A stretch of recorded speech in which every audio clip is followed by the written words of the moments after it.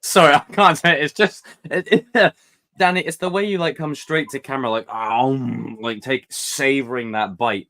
Everyone, welcome to Kings of Pop Culture. We are back in action once again, and we have a very, very, very, very special guest joining us. No, it's not We Are the Flash. It is the one, the only, All Valley. What's up, amigo? You're on mute. You're on mute, sir. You're on mute. Having me. Dude. There we go. Give a warm welcome to All Valley, who is a very, very special guest. I've wanted to bring him on for a while. He's been on streams before. Welcome a bit more to the fold, sir. Now, in case any of you are wondering, the returning regulars. Obviously, you got me, myself, and me rocking the green. That is in honor of Jason David Frank, the Green Ranger. It's morphin' time. And we've got the one, the only, 8 Ranger. Good to see you guys. Good to see you. Danny. And of course, the one that's mention? chowing down on all that food once again. MMA King Kreese Jr., Danny King, whatever your name is at this point. There you go. Look at that. Look at that. Okay. I am Cobra Kai. Why do you have EastEnders?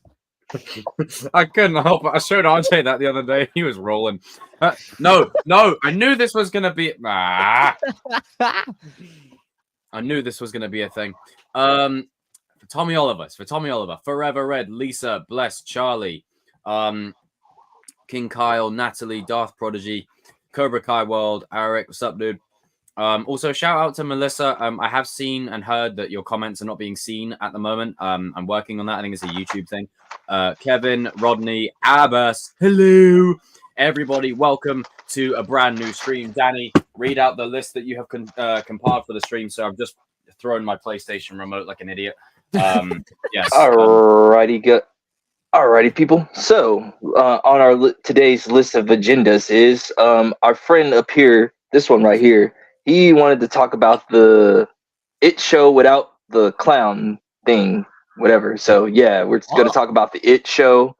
And also for our DC segment, we're going to actually do some homage toward some childhood heroes. Even though he's not part of DC, we're going to put Jason David Franks because it's his anniversary, and Kevin Conroy, which is really for him because, you know, he was the voice of Batman. We're going to talk about some of the greatest moments from him all into one segment. Yeah. As far as our Marvel segment, we're going to have fun with this one. The Marvel segment, we are definitely going to have fun because, you know, there's some movies that came out. We have some movies that came out. That was my reaction to seeing that. I'm talking about Black Girl Magic. I'm talking about, Captain Marvel, okay? The Marvels. The best Marvel movie of all time. And guess what? Wait. There's more. There's actually another trailer. There's another trailer that's similar to the Marvels, and we're gonna be talking about Madam Web because, you know, they got some more Black Girl Magic up in there too, and everything. You know, we got more Black Girl Magic, and you know, hey, I'll give you another thing. There's more to this Marvel segment because it's all coming into one. They're thinking about the MCU and Sony are thinking about uniting. I don't know if these rumors are true or whatever, but, you know, hey, let's have some fun with it. Arrives in time for that because that'd be an interesting. And his thoughts. And after all that trash, at the end, we will talk about some Cobra Kai because guess what? The dojo is back, baby. We are back. Okay. Oh, it's back. The dojo is back. Season 6 has been announced and they're in the works. And so we're going to talk about that, baby. To get that dub. We got 20 people watching right now.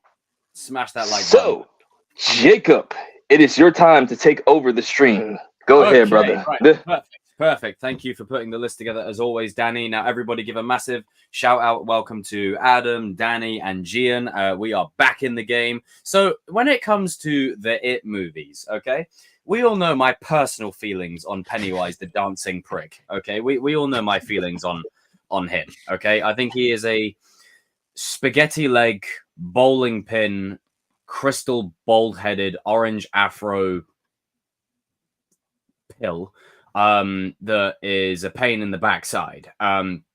And I think for me, one of my favorite moments in the history of cinema is the fact that this clown, this interdimensional clown from across space and time, gets cyber bullied into non-existence. I think that's freaking hilarious. And I think it's also even more equally funny that you can actually physically beat this guy up as well. It makes it even more funny. But in terms of the It movies themselves, I like them. I like the first one better than the second one, just from a filmmaking standpoint. But the second one does have its merits, and I still think is a worthy conclusion to those two installments. And I think you will do a massive disservice to the brand if not nice to say things about your twin, Jacob, like this. Hiya, Georgie. Yes, because I'm Bill Skarsgård. We've gone over this joke. It's probably true, but I think it was a very worthy conclusion to the source material, and I think they did the best with what they could, because we know how stupid the It movies could have gone if they really. We know how stupid it could have gone. We can't say too much on air, but if you read Stephen King's novel, you'll know what he was, doing at the time. I'm not going to do any more than that. But I think for me, if you continue with the sequel, it's called Booger Sugar. You do a disservice to the brand and the story. You do a disservice to the brand and the story by doing that. But when there was a prospect of a supercut, I was looking forward to that. Still have yet to see that. I hope Andy Muschietti will put that together soon. But there will be a Welcome to Derry prequel series that essentially explains the origins of. Wait a minute. Hold on. You want to watch the supercut? What's that? What'd you say, Danny? You want to watch this? You want to watch a supercut, Mister? Like, release the cut. Well, no, because the thing is, the difference here is they're not changing they're not changing the two movies. They're putting them together and adding in scenes and making it one big movie. You couldn't do that with it originally because the book is 300 pages odd long. Whereas with other companies, per your point, Danny, use that's not the real cut to justify shitty movies. That's not what's happening here. It's completely. I just want to make sure. Hey, I know what you're on. I know what you're doing. I'm just asking. I know what you're doing. Anyway, I have an article to pull up. This comes from Screen Rant. We do love Screen Rant, and we do love the sources of information that they provide and everything. And yeah. Okay, so Welcome to Derry, confirmation story and everything we know about the prequel It series. Let's scroll down. Right. Hello there. We meet again. Okay, so Welcome to Derry is an upcoming prequel to Andy Muschietti's highly successful. Hang on. One second. I'm getting a lot of glitches on my computer. All right. Okay. So we know all about that. The most recent news. There hasn't been much news on the Welcome to Derry prequel series because of the strikes, which are now over. Touch wood that they don't resume. Welcome to Derry is confused with the announcement of March. Confirm film again. There was a thing that I saw here somewhere. Oh, hello again. I'm pretty sure it said that Pennywise wasn't part of the story, and it's an origin story for Pennywise. But from all the reports that I read, and the reason I pulled up that article is primarily because, Cody, what's up? I'll float down here. Hey, Alexis, Adrian, hello, Zevio. Of all the articles I've looked at, they've said that Bill Skarsgård isn't signed up to reprise the role. And I'm thinking, if it's an origins series explaining his origins, how are you going to do that without him? Yeah, that doesn't quite work for me. Like, you could show how it lands to Earth. You could definitely have it where you don't see Pennywise. You could just have his presence somewhat be in the offset. You could totally do that. But I think you do a disservice to the brand by not having him be in it, especially if you're exploring his origins. And this is one thing that excites me about the prequel series. Is in It Chapter 1, you knew the prospect of, okay, we need to beat him. In the second one, okay, we need to get rid of him. In the prequel series, you know that he lives on. You know. So it's just a case of who's going to survive. How will they survive? And, there was a deleted scene that was meant to be in the opening to the second film, I think, or was it the first? It was one of the two of them.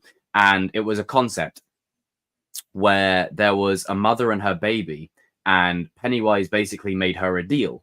He said, if you let me eat your baby, I will wipe your memory and you'll never remember any of this. You and your kid can go. Like, you and your older son or daughter can go, and I'll eat the baby, and you'll have no memory of this whatsoever. And I heard that, and I thought, wow, if I didn't hate the clown any more than I already did, that's more, more ammunition that I need to insert myself into the story and live vicariously through Richie, who decides to take a baseball bat and start like going ham on that mofo. Plenty of okay, I'm not even going to read that out, but thank you, Stuart. Thank you, cheers, thanks a bunch, thanks, honey. But essentially, I think it will be interesting and fascinating to see a show where they explore his impact and what he does to the town without the necessity of, okay, we need to beat him. Like, it's more of just, okay, we're focusing specifically on his effect and what he does to the town of Derry and all that kind of stuff. I think that would be really cool. Like, I don't know how much you guys are fans of the It movies and whatever and whatnot, but I think personally that would be really cool, and I would love to see that. For me, I wouldn't mind seeing more of that.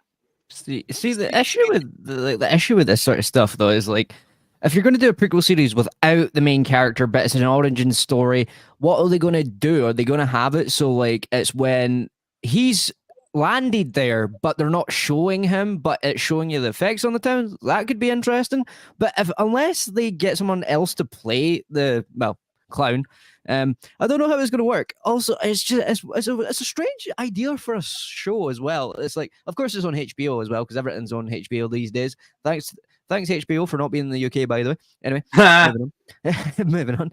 But that's what I'm saying. It's a strange concept, especially if they're not going to have like the main clown dude. Like, what? It's what strange. It's like having Kings of Pop Culture without me. Yeah. It's just like, what? Where are you going to go with it? Like, but what if they screw it up because they don't know where to go with it? Also, surely it's not that hard to be like, yo, Bill Skarsgård, do you want to come and do the show? Because I'm pretty sure You'd be more than up for it. Yeah, exactly. So I don't know. And also, you need the writing to be of a certain quality to make us care about the characters if Pennywise isn't involved. Like, you can have his character be involved, but just constantly cutting away and not showing him and just having him be this mysterious presence, I think it just doesn't hit as well as it could unless you have him there. It's like, even if it was in moderation, even if it was like every other episode or so, something like that, but not have him at all. I don't know. Yeah, exactly. Because for me, what I found quite weird as well, right, is that obviously me and Jacob, we've joked about this multiple times. Like, the It movies show like this all-knowing, all-dimensional being, but if he came to Scotland, he would die in 2 minutes. Like, it's how can you try to justify him not being there and stuff and things? And I don't know. I really don't have an understanding of what they're trying to fucking do, to be honest. No idea. And I think the strikes are only going to cement it a little bit more. That also, I'm not doing product placement, but Galaxy Minstrels, because everyone's always eating in front of me, so I'll just eat the microphone. It's fine. That was really good. 1 second.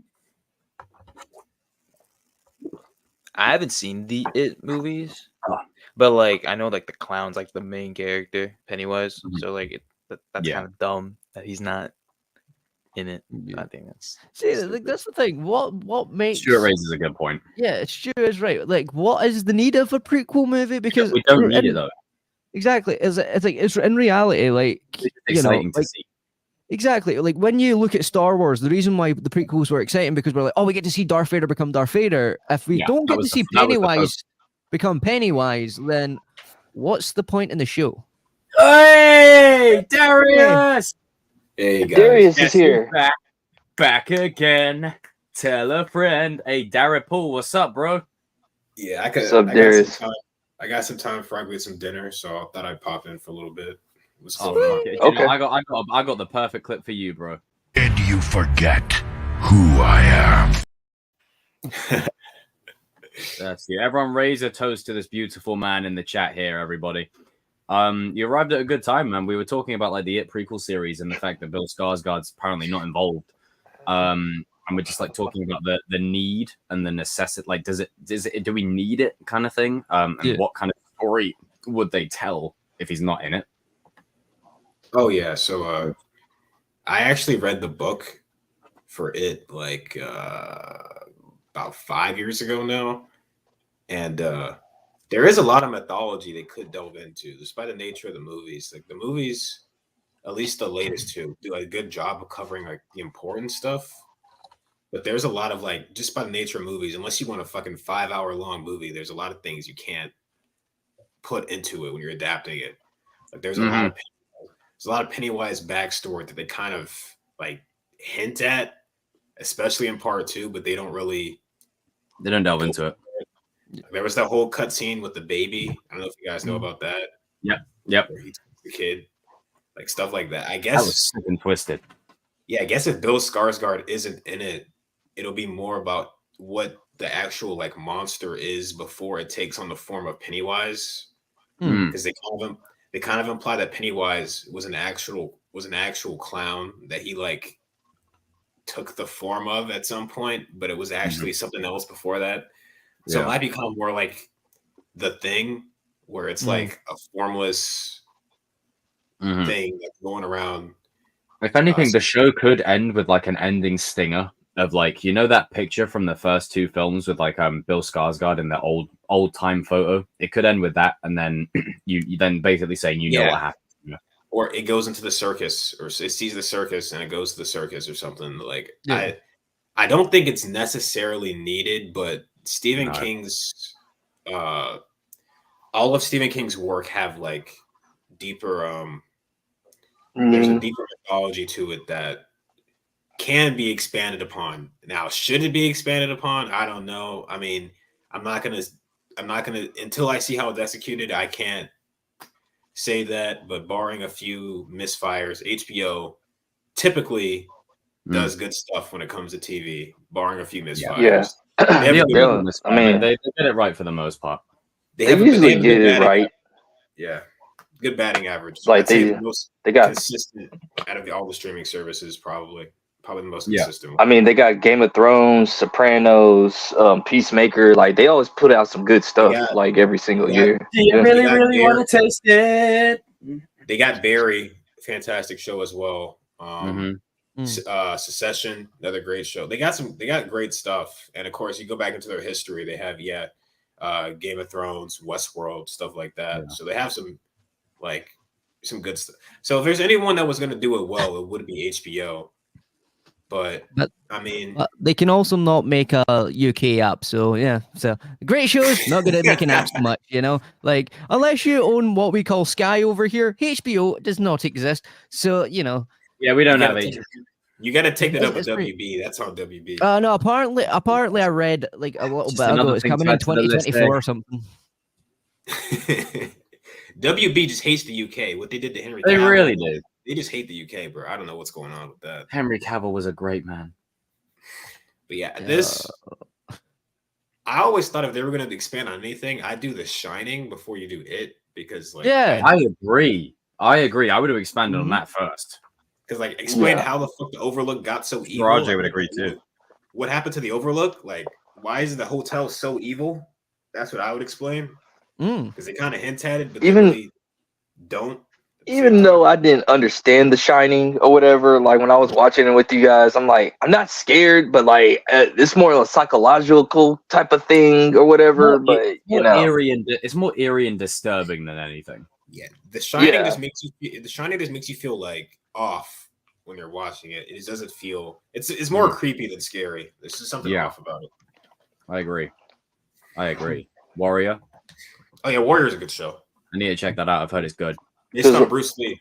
Because like I'm definitely watching it. I was thinking, yeah. Because like my thing is this: it's kind of like I never was too much on shows that like don't have the main character in it. Like when it comes to prequels or even like sequels, like it's just like, what's the point of it? Because we're here to see this person. If that makes sense or whatever. Yeah. You begin to lose the identity of the brand in essence, you know. It just it becomes just a soulless money grab at that point where it's like, we don't need it, but we're going to give you it anyway. And it's like, well, we don't want that. We don't need to watch that. So why are you giving us it? It's just one of those things that especially with it as well. I've never thought of like, oh, I wonder what caused him or like what made him come down here. It's just like he was there. It's like it's not that big a deal. Like, you know, All Georgie. the answers are in the book. It's literally just a monster that came here and was like, yeah, fear tastes good. I'm gonna start eating shit, and that's what he started doing. you know what? That's what I honestly thought the don't show was going to explore more of the psychological aspects of it, with him in it, but maybe a different thing. Go ahead, Adam. I mean, they're doing this. They're also doing that Jason prequel, but that's on Peacock, I think. That's stupid. Sorry. No, but Can't do it. I just don't get it though. It's like, why are they taking old school horrors, be it Halloween, be it and trying to make it more like depthful when the creator themselves is like, nah, this is just how it is. They can't make stab or eat people. Like that's it. Pennywise, I understand. Pennywise is a little complex, but like Jason's Jason, man. Like Jason is Jason. Like if you don't know Jason by now, then don't try to explain it. He just kills people. I remember I remember talking with Darius and RJ about this. I was saying like, hey, maybe one day they'll probably do a Dr. Loomis show. And then I'm like thinking about, nope, not after all we've seen. Nah, we don't need that. We don't need to explain nothing more else. Like, because to be fair, also, what would the episodes be? Just like 6 episodes of him sitting with Michael being like, talk, hello. Like, no, just like we were like talking about like what like a Dr. Loomis before he became the doctor type of thing, working his way to Michael or whatever. This was actually a good show. Another HBO show, I think. Bates Motel. I don't know if you guys. Oh yeah, I've seen that. I've heard good things about it. It's about Norman Bates, but they kind of go. It's actually like one of the few good prequels I've ever seen. Yeah. It actually goes into depth about like how he turned out the way he did. Yeah. I've heard that would be cool. Yeah, well, there's like gaps. It's just the age of streaming. That's what it is. It's the age of streaming where it's like they know that these characters have a pop culture footprint, so they're like, okay, how can we monetize this? How can we monetize money? This? You know, money. This is part of my larger frustration with horror because there is good horror out there, like Terrifier. If you guys have seen that, yeah. Do you know what? Do you remember what I told you guys when Terrifier first came on the scene? Mm-hmm. I said when I was hearing that Terrifier was in the same category as Freddy, Jason, and Ghostface and people like that, let's be completely They're doing a third one. Yeah. Let's be completely honest. They're doing a Christmas. They're doing a Christmas one. Like how many horror movies over the years have been released with new characters intended to break into because let's be honest, the top guys are Jason, Freddy, Ghostface, Leatherface. The freaking pinhead dude, you know, Pennywise. Like those are the main guys. The most I know horror movie nerds will go, what about this person and that person? Well, I'm talking I'm talking from a pop culture general standpoint. The fact that Terrifier is in that conversation is so refreshing that someone new has broken into that elite category of where you could consider him on that level. That's great. Those are some of the most violent movies I've ever seen. I'm like, dude, holy shit, but this is where I argue with people, especially on the horror aspect, right? Just because it's more brutally violent and gory, does it really make it a better film? Because I've watched Terrifier, and I'm not going to lie, I do not get the point of it. I do not really understand why everybody's so hyped on it. It's just a creepy clown guy brutally murdering people, and it's like, that's cool. So are you saying that it's like an off-budget, I mean, it's the same reason. It's the same reason I don't watch Saw. It's more like his name is Art the Clown. He's more like a combination of Michael Myers. He's basically an old school slasher mixed with like some demonic stuff because he's like, there's no way he can do the things he does while being a normal person. Basically, Michael Myers. Yeah, but even at that though, like to me, like that's what I don't get. What made him so popular? Like, he does a lot of creepy stuff and he's doing all this sort of stuff. But that to me doesn't solidify a horror movie. Like, so, and the reason why like Texas Chainsaw or like Halloween or like Freddy like stands out is because of the deeper nuances of it, or like even just the simple. You said it. Like even the simple things like the humor in them, where if there's no humor and there's no nuance and it's just brutally on killing, like there could be a story to it, whatnot. But if it's not interesting, then the kills to me are just over the top for no reason, and it's like, I mean, I enjoy Terrifier for what it is. It's trying to be like an old school. Yeah, I'm just an evil guy. There's no reason I'm evil. I just am. I'm gonna kill him. I'm gonna kill See, him. but well, then why don't they just take over Halloween and do it right then? If they're going to keep remaking it all the time, like that's what I would argue. I Like, don't because people think Michael Myers is like this really deep character. Mhm. for some reason. He's not. It's like Yep. we said the last time, Adam. What did John Carpenter said? He was a mofo that got a knife and just stabbed mofos. That was it. That's Exactly. it. There's These nothing. these movies keep wanting to make him like the embodiment of evil or some shit. Where it's just like, bro, it's not that deep. He's just a guy. I mean, in a mask. if anything, what makes him a fascinating character is the fact that you don't know, and like that's what's great about him. The more you try and answer it and explain it, it's like you're doing a disservice. I don't want to go down the Halloween end route. I don't. To be fair, jumping off that point, Jacob, this is what I also say, right? The two characters in the entire world that you never give a backstory, because if you do, it diminishes their character, is the Joker and Michael. If you give them a backstory, then it takes away everything from them, because you don't know why they're like that. So it makes you have to figure it out. But if you sit there and make stuff like, oh, this is why the Joker is the way the Joker is, then it's not, to me, it doesn't make sense. It's like, okay, cool, then he's just a normal guy like us that went a bit nuts. That isn't interesting. Like, we see that in a lot of things. So why I like it when they don't have a backstory, because when they don't have a backstory, it leaves it up to your own imagination. And sometimes you will never get an answer. In real life, that's what it's like. You might not get an answer to that. This is why I don't like what happened to the Alien franchise either, because they started doing the whole Prometheus shit where they're like, oh yeah, they tried to the xenomorphs are actually a failed experiment. It's like, bro, why would you? It was why would you say that? Yeah, it was better. It's the same thing what they did with. It's the same thing what they did with the Predator. You're trying to give the Predator like more humanly features. Why? He's just a dude that wants to like murk people. He's a foreigner. He's just a character. Predator movie before he's just Prey, a character that loves the hunt. That's it. He just loves the hunt. You don't need to give it any more than that. Exactly, because you see the one before Prey, the one that was just called Predator. Oh, that was that was dude. Can someone please explain to me why a big predator was hunting a small predator that was trying to help humans? That makes no logical sense. And how can a human become a predator? No, sorry. I'm glad Prey exists. You're not writing. Prey brought Predator back. That's what Predator's supposed to be. Yeah, just like, exactly. Yeah, let's fight. Let's. Nah. See, like with the prequel Predator with the woman with the Indian woman that's like hunting down the predator or whatever. See, like, you know what? Honestly, you can have fun with that. Like, have them like be in world events back in the day. I don't mind that. That's something new and creative.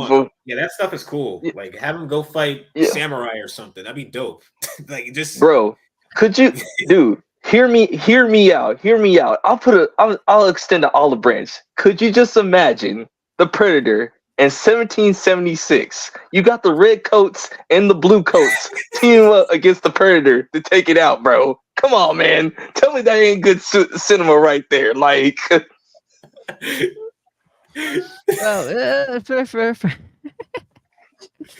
Nah, but there is. See, as you can see, the more you fuck around, the more you're going to find out.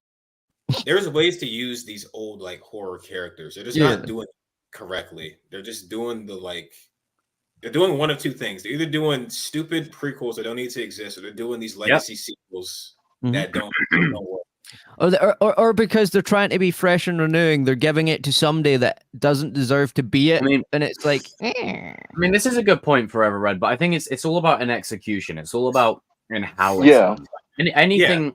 Anything can be serviceable as long as it's done the right way, and context is important. Context is important. It's very situation highly dependent on the character, I would argue. Yeah, it's very character dependent. Yeah, like Jigsaw to me from Saw doesn't work unless he's sympathetic, unless you know like why. Yeah, like you couldn't give him the Michael Myers treatment of he just kills people. Like it's like why the hell would he go through these elaborate plans to make these elaborate traps for people? Like also when it Kevin comes to McAllister would like a word. Yeah, but even at that, if you think about it from this point of view as well, it's like he's only always going after bad people. Doesn't justify what he's doing, but he's always going after the Halloween bad people Kills that was have done wrong. was my ending. Where a lot of people, you know, like that what makes him sympathetic, that's what makes him a good character. But say, for example, like the reason why, like, for me, like Michael works and then maybe another character that doesn't, like, does a similar thing doesn't work, is that Michael is not over the top. He's just doing what he's supposed to do. Once someone goes a bit over the top, and yeah, you can say some stuff is funny and things, if that's all you focus on in horror, to me, that's not a good horror movie. Stuff like Scream, Texas, the reason why they were so good is because it also played on the psychological side, where if it's just full-blown gore, like, anybody could do that. Me and GN could go out and film a horror movie where it's just him beating me with a baseball bat for an hour and doing some funny gags. It doesn't make a difference. Well, welcome to the fold, Gene. This is your initiation. This is your initiation. But Batter that's why up. I just always find Nah, it I strange when completely people agree. always like argue about those things, because to me, I'm the one probably the biggest horror fan out of all the guys here. Like, I've go back all the way like to the 60s and the 70s when it comes to horrors, but I've always argued with people on these sort of things. It's like, yeah, you can see some things are funny, and you know, yeah, as much as Halloween has went down in grade over the years, just like how most things do. I like comparing weapons. Look at Dan. Danny's just like. Danny's This would make for a funny picture. You ain't taking our weapons. Everyone get a weapon of choice. Get a weapon of choice. I don't have one. The closest one I have, but it's dead. Yeah, mine's dead too, so that's why I grabbed this. My weapon's right here. Yeah, Hey, Danny, get the sword back up. I can Wait a write minute. the Where's story. wait I can write the story. a minute. Where's my I pencil? can write the story, motherfucker. And erase. Adam, where's And your sword? erase it. Let's go. We're gonna. That's it. Look at that. There you go. Look at that. Perfect. Boom. That's a nice little snapshot. Carry on. But no, like, Put up a pencil. that's just the same. It's like, ultimate wait, weapon. Jason, wait. There should never be prequel series, I don't think, because what are you going to do with Jason? Just show him getting drowned every 5 days? Like, we already know what Jason's motive is. yeah. He died. Yeah. The one thing I will say with killed Hollywood at the moment is the one thing I can appreciate, at least with like Marvel or something, is we're skipping a lot of the origins now, because we all know at this point, we know the origin. It's been told a million times. Like, we don't always need to see it, you know? See, that's okay. Like, Shit. I think a lot of fans are okay when you don't tell a superhero story, the origin story, whatever, like that. We already know. We know Spider-Man, we know Batman, we know Superman and Wonder Woman. They're basically all the same. Person gets powers. Yeah. Oh no, I don't want these powers. I want a normal Exactly. life. And then And I get that They it's always different. lose a father, uncle, or mother figure. And I get that it's different for the most part. For hey Cody, what's up, dude? I get that it's different for like horror movie characters, but again, like we said, it's very character dependent. It's so dependent on the character. Because, and someone will say, well, what's the benchmark? It's like, you've got to look at the character as a whole and what they represent. Yeah. When it's someone like Pennywise, you can go either way. When it's someone like Michael Myers, the less you know, the better. When it's someone like Jigsaw, the more interesting, the better. Like, it's got to be able to like look at what the character brings, what their motivations are, why they are this way, and how much do we want to know why they are this way. You know, there's levels. This is why I think Scream is the best horror, the most consistent horror. I agree. Yes, I agree. But Not, Yeah, I it's can not a agree bad with one in that. the batch. Not a bad one in the batch. What Scream does is like Code 8. Ghostface. Okay, in every movie, but Ghostface, like they give you a reason why every single Ghostface is Ghostface, and it always makes sense. It's never never stupid. It's never like Ghostface is an idea that will never leave the series. Always be like that's how I'm kind of curious how they're going to end this. And there's no bad one. There's always going to be another Ghostface because. And this is the thing. I don't know if any of you guys would agree, and I know this might jump the shark a little bit, but I think with the particular emphasis on this being Billy Loomis's bloodline and the question of Stu being still out there, shout out to Stuart, not you, Stuart. But with the emphasis being on bloodlines, I think it would be so fascinating, and it would fit very well for the 7th installment for Matthew Lillard to come back and say all everyone freaking talks about, because it fits. Everyone will say, "Oh, it's jumping the shark," but it fits within the world of Scream, where it's like everyone talks about Billy freaking Loomis, I'm the killer. I'm one of the original killers too. Why do I never get the credit? He's been disrespected. And just imagine this, right?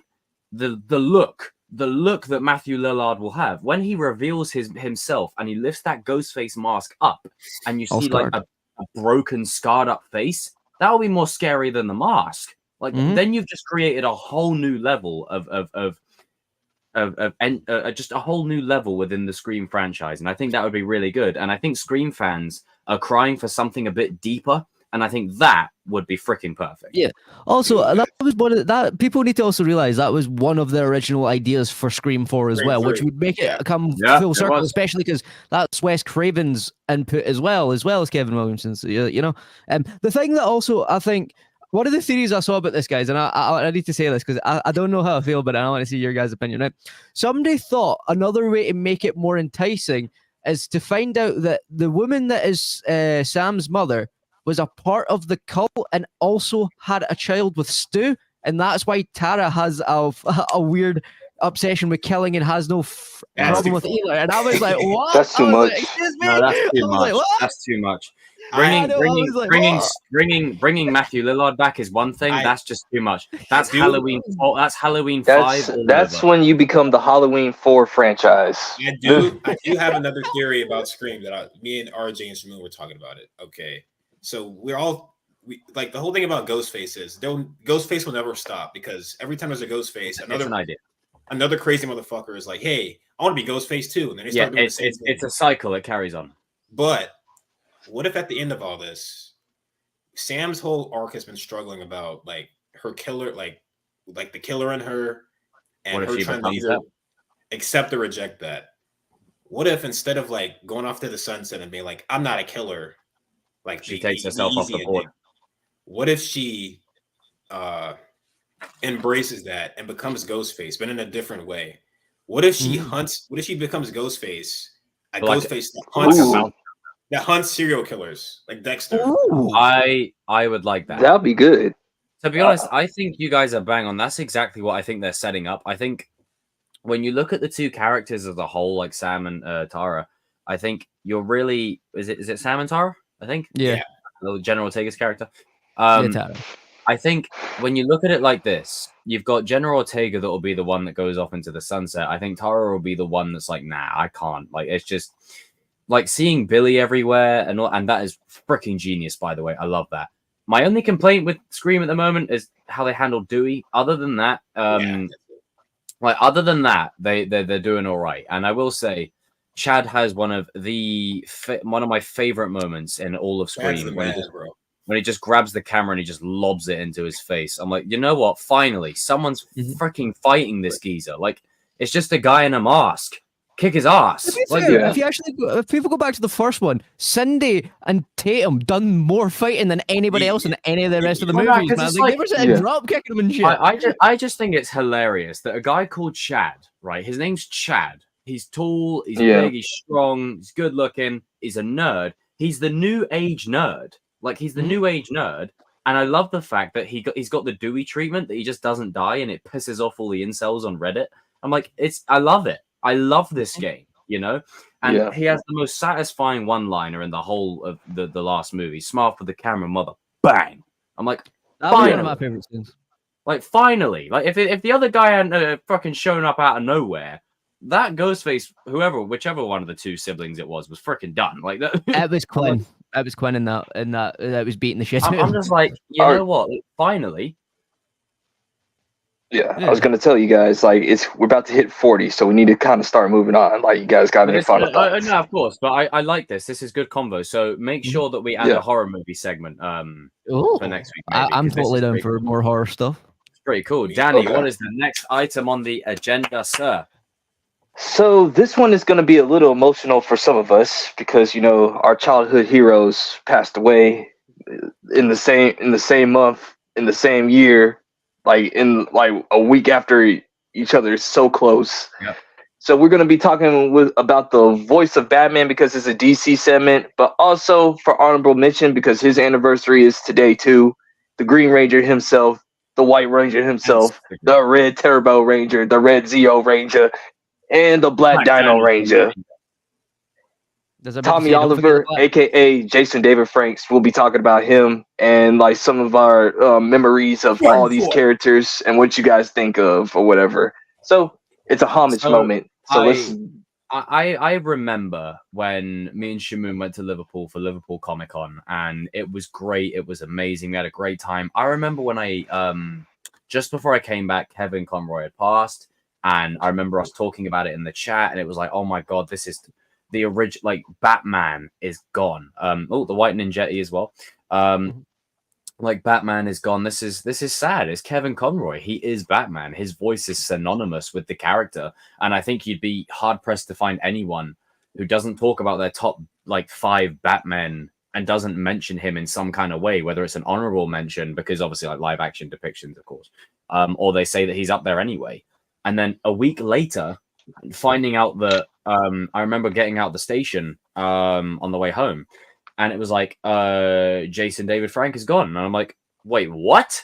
I just got out of the state. Sorry, what? No way.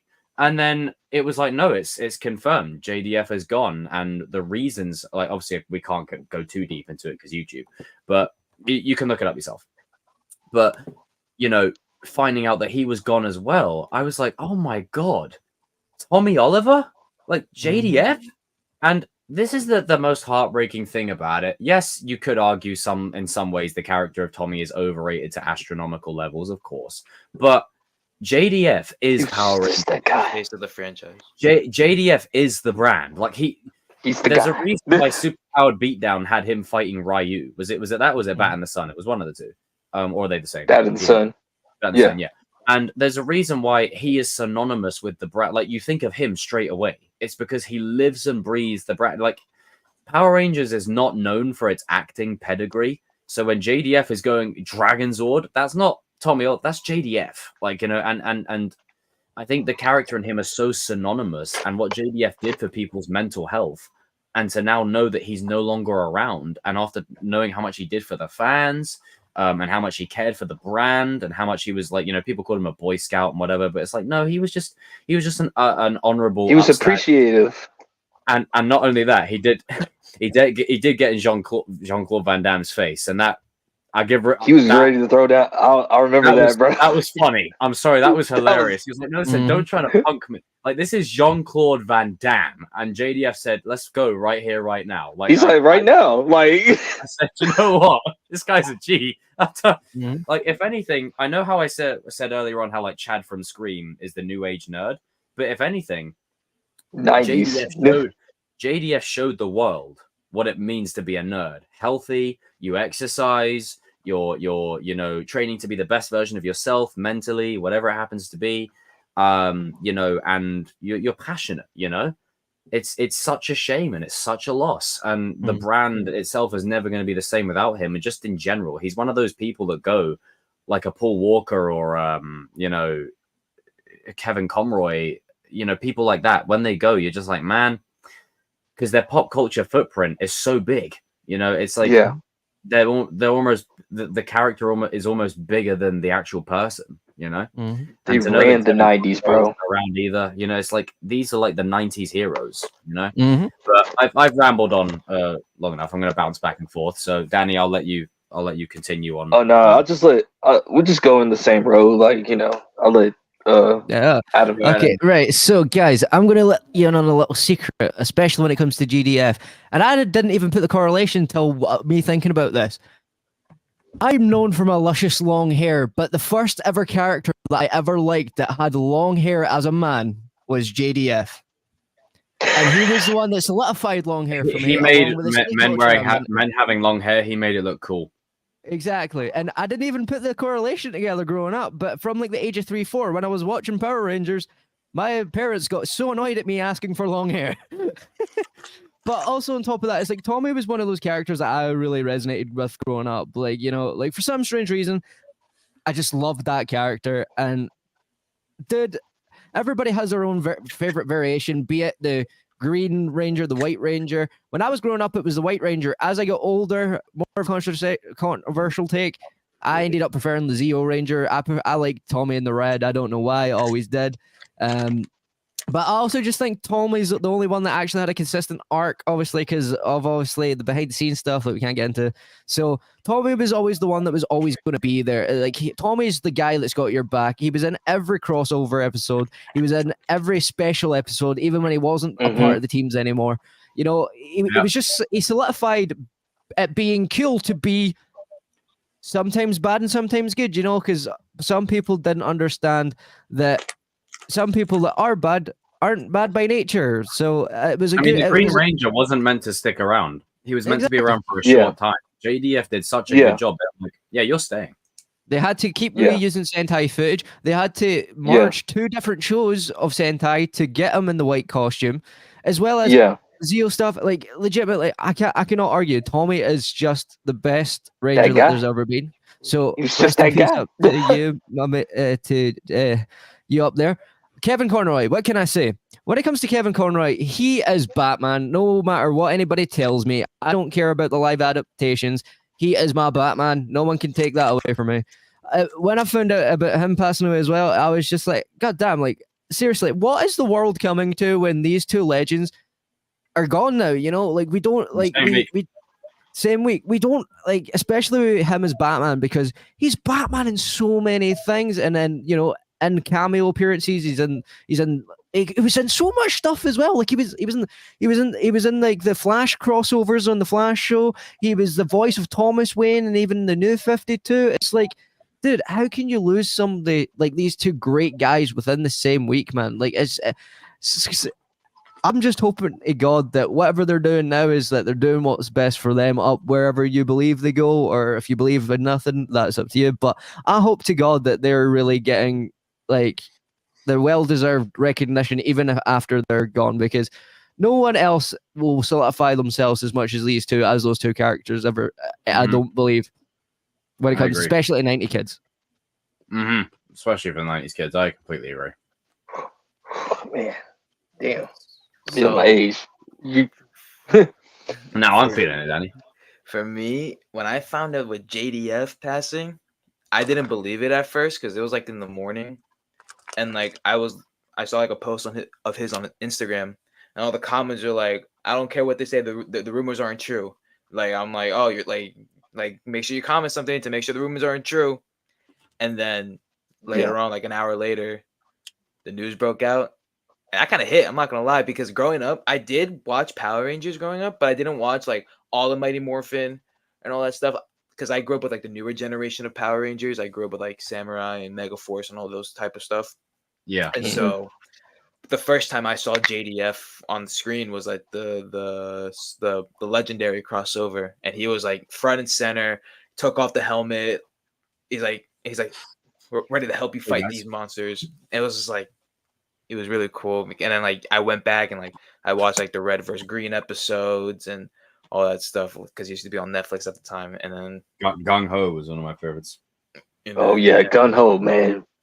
Jane, if you ever want to go back and watch them all, they're on YouTube now as well, by the way. They're all free up till like all free on YouTube.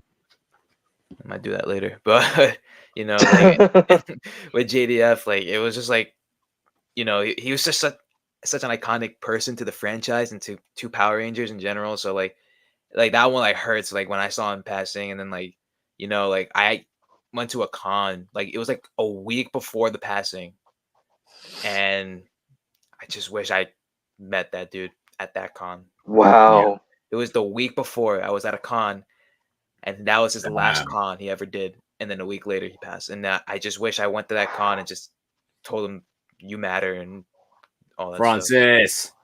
So I can't say much for Kevin Conroy because I didn't really watch the animated, but I just know he was like a very iconic character to Batman and like very iconic person for DC fans with Batman for the animated series. So yeah, that's mad. It's crazy how life works. One small decision can change everything. Yeah, man, that's nuts. Darius. Oh man, so for JDF, I kind of started watching Power Rangers at like that weird. I'm not a 90s kid. I'm an early 2000s kid. So it's like the weird in between Like I was the You're in the same. middle bit. Darius is fine. yeah, like the old All you young bucks, man. it was I'm trying to remember what it was. It was like Operation Overdrive and Jungle Fury and That's when I jumped off. all those. Jungle Fury, forever be fire. But Jungle Fury was good.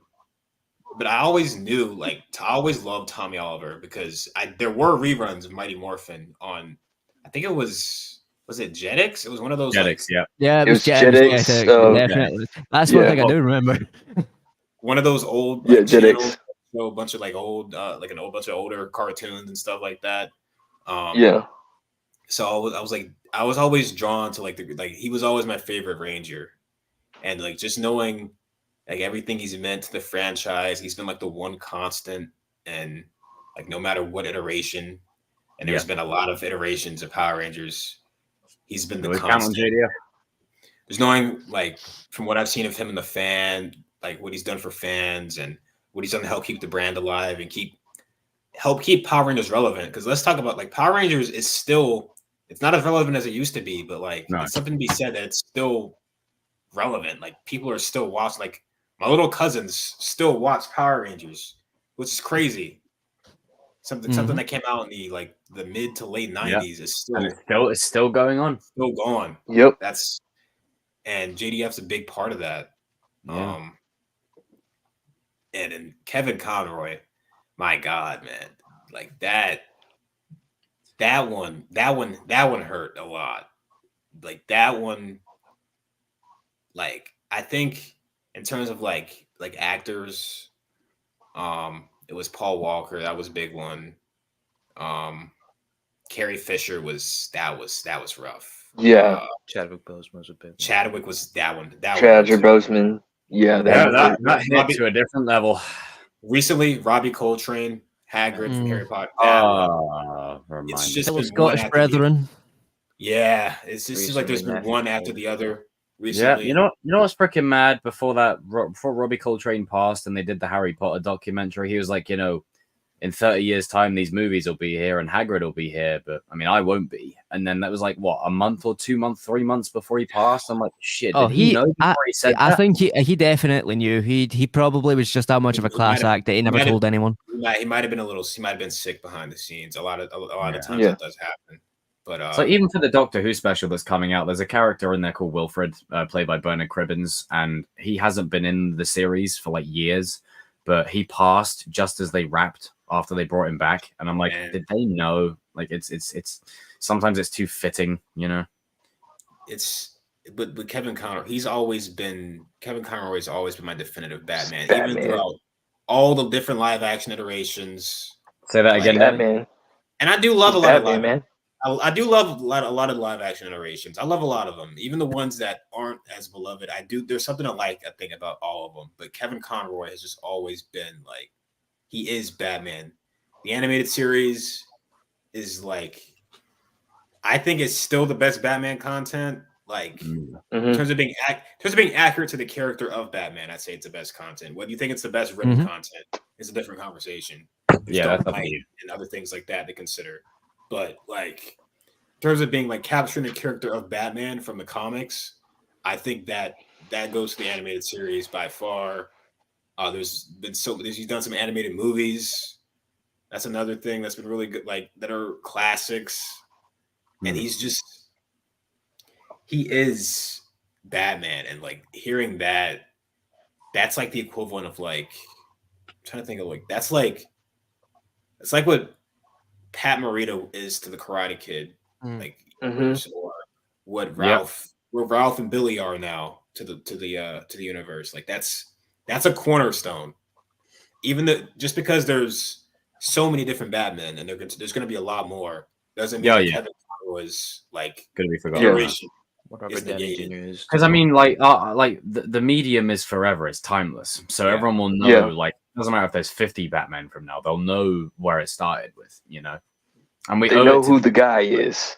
They know who the guy is. He won't be forgotten. We owe it to future generations to keep that going. But even if we stopped, people will know because history and Google is a thing. But That's legacy. one of the that is one of the blessings of the internet and streaming. Like that stuff will always be there somewhere, even if it becomes lost media or whatever, and it somehow falls out of public. It'll be there. People will be able to watch it. Well, depends, because sometimes there is slight things that fall beside the waypoint, but you can always find them on DVD. So if all in doubt fails, physical media is always king. I knew it was physical media. I knew that was going to pop up. And if that fails, somebody's going to upload it on YouTube in 20 years in terrible quality for you to enjoy. Or they'll find a time terrible quality 480p. Or you know what? Danny Watkins will have a time capsule of all of his like old school like Blu-rays and stuff. Someone will find it 100 years from now. It's like freaking Jumanji, and then all of a sudden they're like, "Oh, what's this treasure trove?" And they introduce it to like the kids 1,000 years from now, and they're like, "Oh, this is better." It's like 1,000 years later, and they still can't do Batman right, and they're like, "This little animated show from 1,000 years ago, got it spot on." And he's about to go and put his DVDs, isn't he? Of course. Like, here we go with a lecture of Danny. Some actors are the character, and I think you already know it's coming. They were the character, like they were, and they were proud of it. Some actors don't want to be associated with one character, which I understand. Or they deflect and they say, "No, I'm not that," kind of thing. Yeah, but some people, they know that they're so grateful for that opportunity that they're like, "Yeah, I am this character, like I am." And both of these guys, I think, like embodied that. And I'm not saying that one way is right or wrong. You don't have to be tied to a character you play. It's a job at the end of the day. But both of these guys clearly thought of it as more than that. They lived and breathed the characters. Yeah, I really respect that. Me too. 100%. 100%. So go on, Danny. Guess my turn. So I'm gonna talk about JDF first. I got to meet JDF like literally like last year for the first time twice. That was I got to meet him in February last year, and then about June-ish or whatever was the final time that I got to meet JDF, man. And when I found out about the news, like at first I was like, GN, I didn't believe it at first, man. I was like, oh man, they lying or whatever, like this is just a lie. Like JDF, especially with the whole entire thing of him like, deleting or whatever. I didn't believe it because like he's like a big man of faith, and I just did not believe it or whatever. Like, and then when I found out that it was true, dog, I remember this man right here, Jacob, literally saw me break down in tears because like this guy was my guy right here, man. Like I was crying like a little baby, bro, because like this man right here was just that guy, bro. Like outside of my parents, like Power Rangers was like one of the best things that I used to watch all the time, man. And the fact that the number one guy, the one that is the GOAT, I don't care what nobody say. Like, listen, he's the greatest Power Ranger of all time. You guys can argue amongst them. You can have your opinion, and you're just wrong. You're just wrong. He was just that guy, man. Anybody that comes back to the series more than like 3 times, you to go. Like, you to go. Like, they could have asked any other Ranger. This guy always volunteered, and he was always there. Like it was like he was always. Like, yep. Yeah, the fact that this man taught you how to be self-disciplined, how to like, do the right thing. Hey, like when he was evil or whatever, like, it was a mistake. It was something out of his control. He taught you about life lessons like that. Like, there's some things that you end up doing bad that was just out of your control. He taught you that, how to handle that or whatever. Self-help and all that good stuff. JDF was just a great person, a wonderful human being. Found out that he was like, there was times where he used to be doing projects for free because he just cared about the fans. He didn't care about himself. he cared about the fans or whatever. Yeah. And Jacob, I know you were talking. Me and you were talking one time, and you were saying like maybe that White Lotus dragon was his last hoorah or whatever. Like he was like always. The way things are played out, and I don't want to project or put this out there because I don't know, but I think when things get like that, it may have been his like final way of like, Yeah. you know. And this was the last thing he like signed for me or whatever. It was like his White Lotus Dragon card or whatever. And he just said like, "Hey man, like, you know, the fact that he told me like the very last time, actually this was the last thing he signed for me, was this Power Ranger shirt right here. Did this one for free, but like, you know, it was really cool. But like the last thing he told me is, "Hey Danny, I'll always be here with you and everything." And damn, you know, like it was like I'm even tearing up right now, bro. Like, you know, your hero told you that to your face, and he's not there anymore. Sorry. No, bro, it's good, bro. Hey, man, We all have our heroes, man, and I think for most of us, especially you, and I can completely get it. JDF, again, it's a brand that's not known for its acting. JDF was Tommy Oliver. Like Tommy Oliver was JDF. So when you're watching the show, it's like you're literally watching JDF, especially from the part where JDF kind of took over the brand when like the original 3 were booted out because of like the rules and whatever. Most times I tuned in just for JDF. Like I love Adam and I love Rocky and I love everyone else, but like JDF was the reason I kept on watching. And I think his control got like increased as it went along because they really needed him. And he imbued a lot of the lessons and principles that he stands by in the chapter and in the story. And you can look at his like YouTube page and his Insta page and what he did for people and mental health and just and to lose an individual like that means so much to so many is a reason why people look up to people and why people need heroes. Is, don't get me wrong, I think there's levels. I think there's levels to this. If your hero's Taylor Swift, you got a problem. But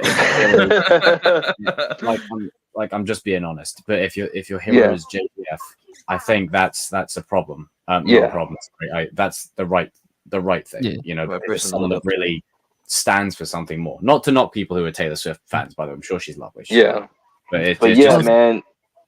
It was just that the fact that Danny, I think I was talking to you about this. This is why I've always also loved RDJF. The one life lesson that he definitely showed was even if you're getting paid less money or you're not getting paid at all, do what makes you happy. Yeah. And the fact that it was really like when he said that I'll always be there for you no matter what, you know, that hurt it right there. And like I said, I didn't believe it at first, you know. I didn't believe it at first that he passed away. I literally was talking to Jacob about this. Like, you know, I didn't believe that I thought, you know, kiddish mind, you know, saying like, you know, he was going to swoop in and save the day. And, you know. And he's gone. He's gone. So, sorry, folks. You know, that teared me up a little bit. I ain't gonna lie. I felt the same way about Kobe. I felt the same way about Kobe, man. We all got our. It's like, you know, we all got our heroes for a reason, you know. Yeah. And I know I ragged on Taylor Swift, but I'm just joking, by the way, people. If Taylor Swift is your hero, then cool. I think it's important to have heroes and people to look up to. This is why I don't agree when people say, "Are people in Hollywood and actors flawed?" Yes. Flawed. Yes, we acknowledge that, but you can still look up to a flawed person. Like, because guess what? You're a flawed person. So why wouldn't you look up to flawed? Every person is flawed. That's just the nature of it. Like, you can still look up to somebody who has flaws. It doesn't have to be. No one like. Well, no one is. They think of these people as idealized versions of themselves. Yeah, like you or me. When you look up to somebody. We do acknowledge they have flaws, but they can still be a good person to look up to. Yeah. And that's what I say. And that's why I said, like, everybody, like, Well said, Cody. like, I'm not big on like following every single actor because I always like look what you do and look what you say to your fans and everything. So That's like, important. that's why I just said like JDF always, like, always. I know that him and Austin St. John had their thing, but even Austin St. John broke down and cried, bro. That's how Yeah. you know it was It was real. that real. It was that real. When But he came out and said, we're not beer drinking buddies and all that Yeah. in that video, I'm like, wow, that's how you know it hit deep. yeah. And who hit it the hardest was Amy Jo Johnson. She couldn't, like, Oh, that I video, felt so bad for her. I felt bad for her. Yeah. But as far as like, Kevin Conroy, switching it up. Now, just to line up the mood. Sorry, you saw me like tear up like a little girl and everything, like, Not at all, bro. but it is what it is. Embrace it, man. We all have our heroes, bro. This guy right here, between this one, hold on. Hold on, be right back. Hold on. Okay, we'll just leave it on your screen for a second while you will indulge in a good ceiling fan. Bam. This man right here was literally my childhood right here. Like, Kevin Conroy. Oh my goodness, Whenever I my brought dude. up Under the Red Hood, Danny would bring up Mask of the Phantasm. Listen, I got the VHS still, man. Like, this is how much I loved this man's content as Batman. Like, from VHS to Blu-ray, man. Like, this guy was just the guy. I am vengeance. I am the knight. I am Batman. I mean, come on, man. Like, let's be honest with you. He had that theatrical voice. Actually, the thing about Kevin Conroy that I love the most is, like, he kind of just he low-key kind of makes fun of the Batman community just a little bit or whatever. Cause like, this is how I knew like Kevin Conroy was just that dude. He basically said this one quote. He said, like, it doesn't matter what Batman that you like. There's a Batman for everybody. It's like that one particularly might not be for you and everything. Danny, do you remember when you said that on stream and you're like, there's a Batman for everybody? You don't necessarily have to watch this one. I rest my case. You don't necessarily. That's why I just say it's like he basically is just telling us, guys, chill out. Like, you can like different iterations of Batman. Like, it's all right and everything.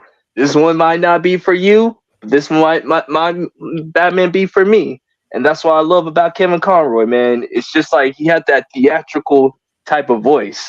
And the funny thing is, he wasn't even gonna do the role. Like, he was about to skip out on it. Like, he wasn't gonna go to the tryouts or whatever. Wow. And then he had like he's the reason why you had like the difference between Bruce Wayne and the difference between Batman or whatever. He kind of brought that life into it or whatever. Mm-hmm. So, that's why when we go back and watch the 89 series, we're like looking at the Batman and Bruce Wayne. It's like, his Bruce Wayne wasn't good, but his Batman was good. You know what I'm saying? Like, Kevin Conroy had that duality to where like you just, he was just the guy, man. So, that's how I feel about Kevin Conroy, man. Like, he just did everything right, from Batman the Animated Series, Justice League, Batman Beyond. I mean, I could give you the whole entire like, archives of what you could go. You can go like check that man out on, man, because he was Batman. He is Batman, and there will never be a voice that can replace him. Sorry, I love you, Jensen Ackles, but you're just not gonna beat him. I love you. Who else with some of the other Batman voice? The dude that does the Batman. Sorry, man, you ain't gonna beat Kevin Conroy, bro. Isn't Jason Momoa one of them? I think Jason Momoa. Sorry, bro, you ain't gonna be able to do it. Troy Baker. Sorry, I love you, bro, but you ain't gonna beat him. I'm having a brain fart moment. Did Kevin Conroy voice him in the Justice League show? Yes. Yeah. You remember that scene where it's like, this is the single dumbest idea ever? Yes, like when they were turning themselves in Justice League Unlimited. Like, and he's just like, I don't have to do anything. The scene that He says like, we're gonna turn ourselves in. You mean what? Like that's the single most dumbest. Is that scene where he's like comforting the dying girl? And, Oh, yes, that was Ace. so beautiful. Yeah, Ace, when he's covering Ace. Yeah, that was sad, man. I was like, I remember. And that's why everyone loves Batman. It's not because he fights bad guys. It's not because he beats people up. It's because that's what makes him human. He's a human guy surrounded by gods. And when there's a dying girl next to him, he holds her hand. yeah. Kevin really imbued that. He has to tell her that she's going to die. She asks him, "Am I going to die?" And he has to say yes to a little girl. Like that is one of the hardest things. Like that's to me, that's Batman's strength. It's one of the hardest things you ever have to do is tell a little girl they're gonna die. Like, and he does it, and he's there for her that entire time. Like that's why he's a hero. I think Batman's an anti-hero or dumb as shit. He's not an anti-hero. Yeah. I was gonna say this, Darius, to carry on to that. Like, there was this one episode, like when Batman was taking on Dr. Dream. He's basically an off version of Dr. Doom, but I digress. Anyway, like, he was taking on a dude named Dr. Dream in Justice League or whatever. And like, Dr. Dream was like attacking him mentally, and he says like, what makes you so special? You don't got no powers. You're not stronger than anybody else on your team. And he just said, Batman simply just said I do have a superpower, and my superpower is never give up. And like, that is just like, like you as a person, if you just hear that one thing of never give up from Batman, I think you could like sky's the limit or whatever. Like, 100%. That quote right there, I live and die by that quote and everything. Never give up on anything, bro. But never give up. Never give up. I was doing a little John Cena reference there. But it's a very powerful.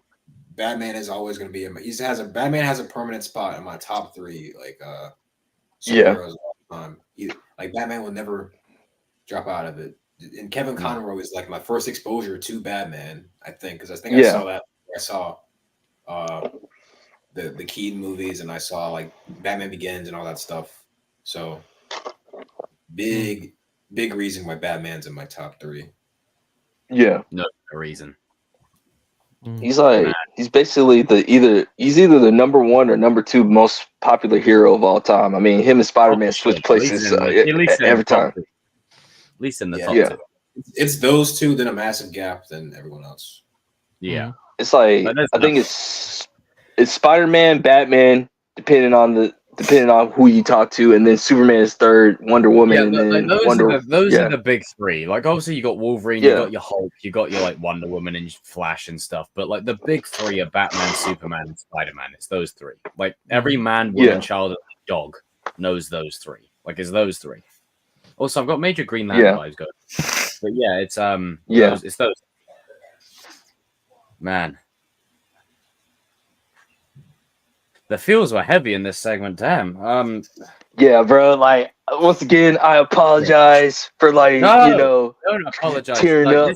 This is a moment when we talk. This is a very human moment where we talk about the impact that these people have had on us, and I think it's an important conversation because sometimes people say, "Oh, you're just worshiping." Like, sometimes you need a fictional hero played by a person. Like, do you know what makes us have love for Tommy Oliver and Batman? Yes, we love Tommy Oliver. Yes, we love Batman. But JDF and Kevin Conroy make us love it that much more by the people because they loved it. And when you're watching their performance, you're not feeling like you're watching Batman per se. You're feeling like you're listening to Kevin Conroy. It's the same thing I say for Optimus Prime. When you feel like you're watching Optimus Prime, yeah, that's cool. When you feel like you're hearing Peter Cullen and you hear and you look at who he is away, it's all about who they are away from the role. Peter Cullen's another goat, man. That's Peter Cullen is the. He was in Invincible this week. I was like, oh, cool. I still need to watch that.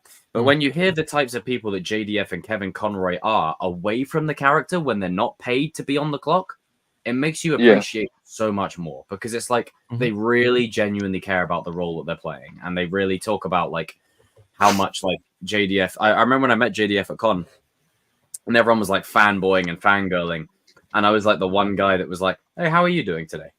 You know, and I just like shook his hand, you know, firm handshake. I said, "Have a nice day, pleasure to meet you." And then I posted on Instagram, and he dropped me a comment, and I'm like, "Wow, shit," you know.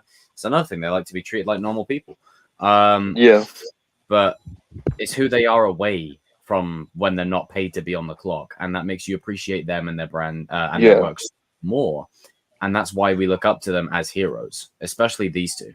Hey, Jermaine, what's up, dude? Yeah, I agree, Cobra. yeah. These were like for all my '90s kids that like were in the back in the day in the chat. If you guys watch these streams, y'all guys remember Fox Kids? Y'all guys remember Kids WB? Like you had a back and forth type of thing. Like, you know, like 1 minute you like watching Batman the animated series, and then you switch it to Kids WB, and then you switch it right back. Those were the old times right there, baby. Every time and there'd be a an lot of ad break, television.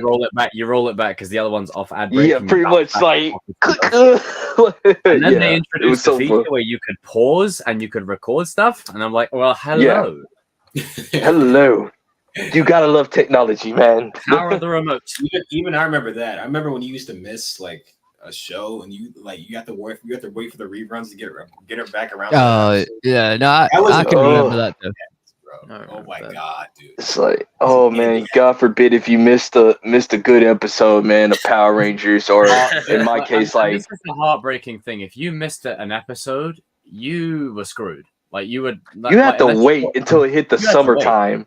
Because I remember for me, that was Dragon Ball Z Kai. I would miss an episode. I'd be like, well, I'm not seeing this until they loop all the way back around to the Frieza saga. I had the same thing. I had the same issue. I missed 2 episodes. I missed so much context. I'm like, and the thing is with Dragon Ball Z, stuff won't happen for 6 episodes, and then there'll be 2 episodes. Like the most everything happens. I'm like, you.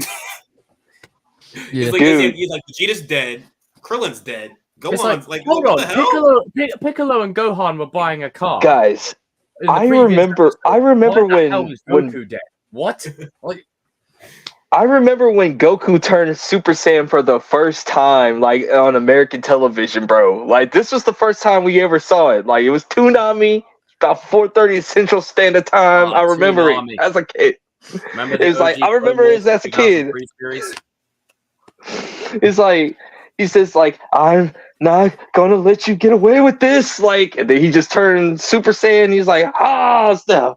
He's like, next day, you know, everybody was talking about it, and then you had that one kid that missed it, or because he was grounded and everything. The part in the Power Rangers movie where it's like, Adam, what's wrong? I'm a frog. I'm a frog.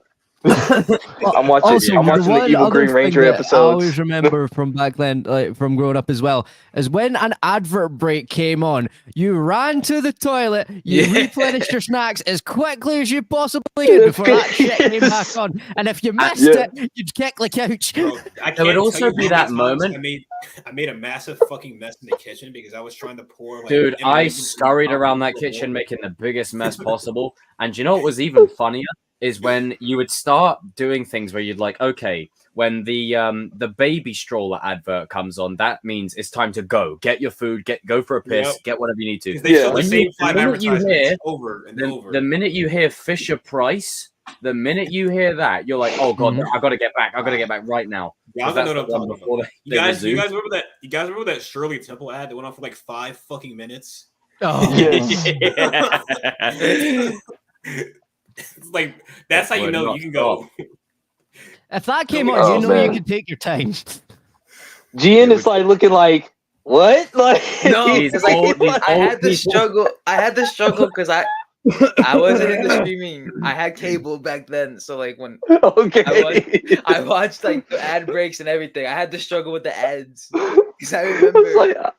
I was just about to say, Gian, it looked like you feel left out. Like you see a bunch of poor old men like talking about the good old days. Like, hold on. I had the ad breaks too because I used to watch more Nickelodeon and Disney as a kid, and so every time they would play like an ad, I would run to the bathroom.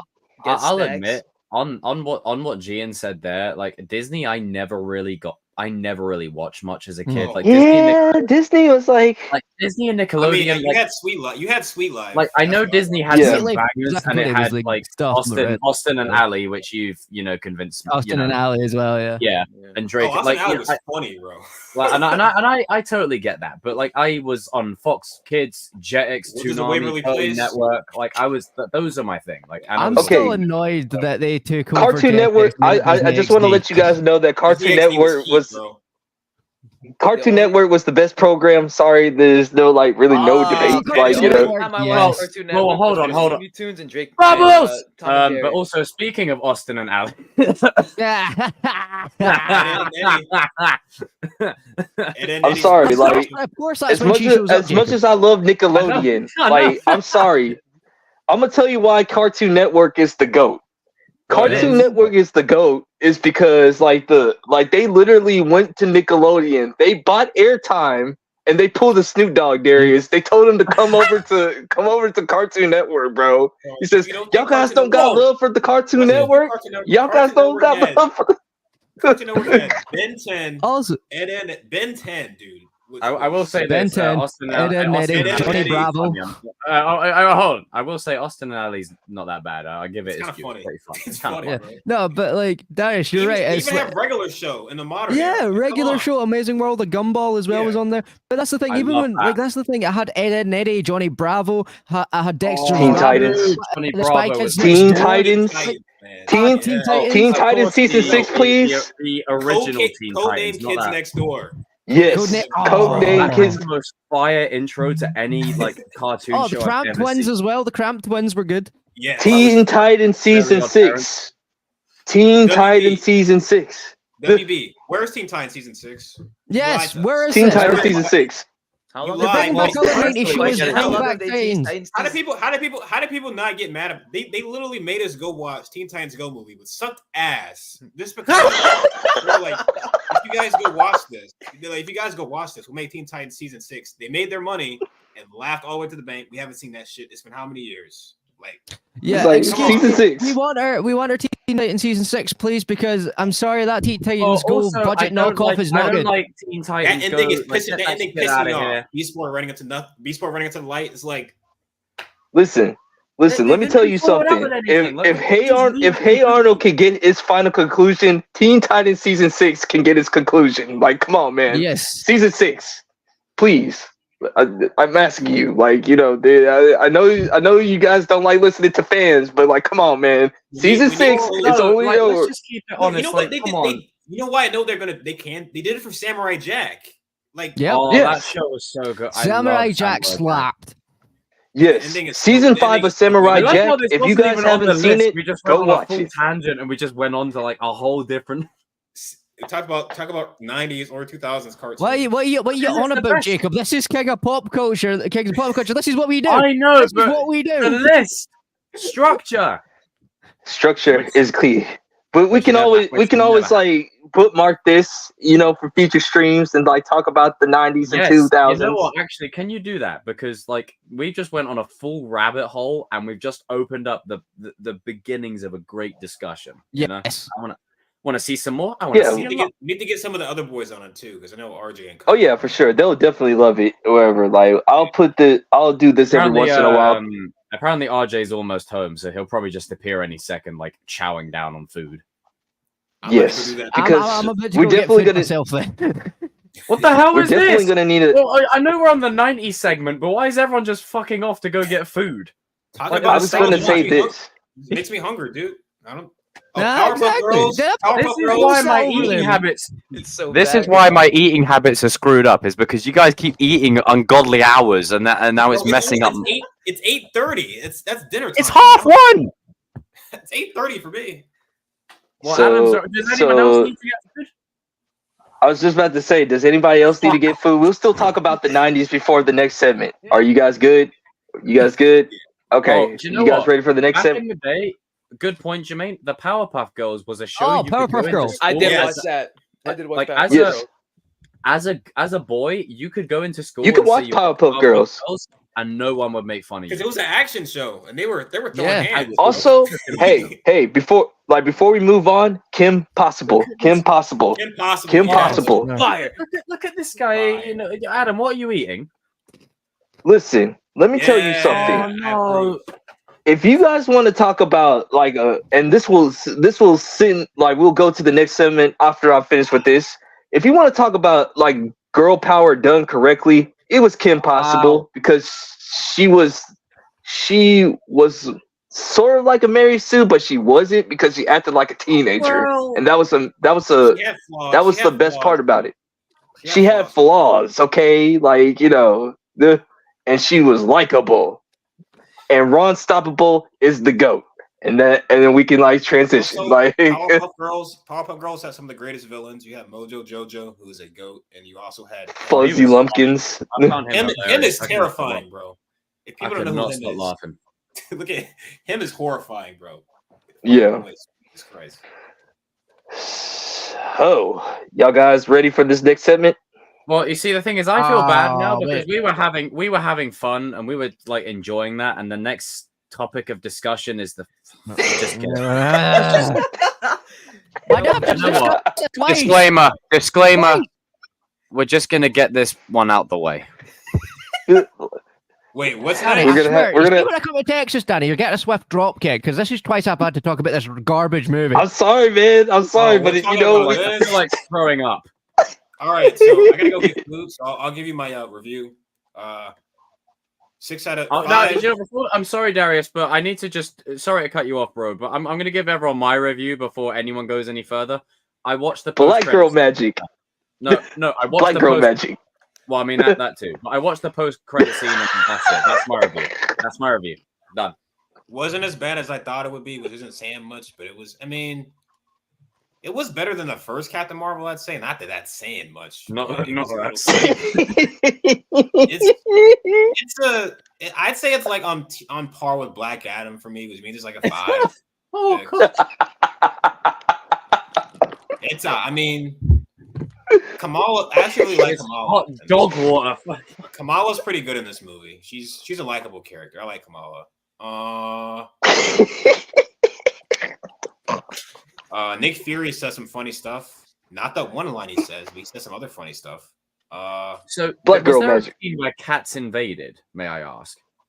Yes. yes, they ate. Oh, they ate a lot of people. That did happen. They did eat a lot of people, huh? That was kind of funny in a really stupid way. But, you know, People actually paid money to see this. post credit scene was cool. Again, post-credit scene. See, I don't need to see the movie. For every Marvel fan that gets on my arse going, "Oh, you need to see it because it's crucial to the story." No, it's I'll not. just watch the post. I'll just watch the post-credit scene, and I'll get all I need. Like, let me know when the main event For happens. this movie, just literally watch the last like 2 minutes and then the post credit scene. That's it.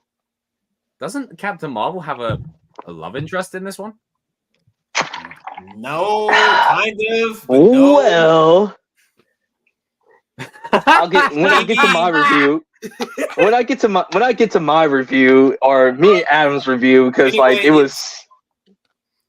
It's not the worst movie in the MCU. That's either Thor 4 or Danny. Quantumania. Quantumania is ass. Oh, that's hot. That's hot garbage. At least I disagree with Doctor Strange 2's decisions, but at least it's objectively speaking from a filmmaking standpoint. No, this is not worth. Like to be fair, not like worse it's for- not the worst for- MCU movie because nothing beats Thor: Love and Blunder and the Eternals. Like nothing will ever beat those two movies.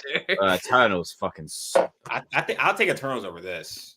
to be Yeah, fair. I'll take Like- it just because Icarus and Black Knight are cool. Like, I'll take. There's that some over good story in Eternals. there. But Sorry, this- I hate Eternals with a passion. This And I'm is, talking about Thug Passion, Tupac. So, Danny, would you be interested in doing a watch party to Eternals? that movie's also long as shit. Let me guess. You're gonna go get your bin. $10 says he gets his bin. $10. Yeah, Or is he just leaving? this is like That's why this is like that's why No, he's just leaving. No, he's just leaving. This is the worst thing they've done. Thor 4 exists, Quantumania exists, She-Hulk exists. There's worse things they've done, but it's still not good. So You know what I find funny as well? The Eternals is the only Marvel movie I refuse to see just based on the trailer. Every other one I at least gave a chance. I even gave this garbage a chance. But yeah, I'm gonna go get food now because that's what I think of this movie is you can go get food during it, not miss anything because like nothing happens until everything happens. This movie was ass. Like I said, respect to Kamala though. I actually like Kamala as a character. She's cool. Yes, Kamala was amazing. Actually, the highlight. But other than that, this movie was ass. Just like this, like right here. Just like Nickelback, just like, Eternals and Batman Hush and all of that. It just deserves this. You had to right put here. Nickelback in there, didn't you? See, I didn't even mention Nickelback. Why are you mentioning Nickelback? You had to do that, didn't you? All right, I'm gonna go get food now. I'll be back. Did I mention this is why I'm gonna tell you why I don't. The fact that they Disney this movie up so badly. Adam knows what I'm talking about. And for all you guys that seen it, they literally have a planet where they go to the planet and everybody's singing, Jacob. They're singing. They had a musical episode and a movie. They had a musical episode, Jacob. That is in the comics, but it's stupid in the comics too, so I don't know why they did it. Yeah, but that's because it's up to date Marvel They had comic. a musical. Yeah, they had a musical. Yeah, they did. Like a full-on Grease musical. Yep. Just randomly. Yay! The MCU hasn't declined.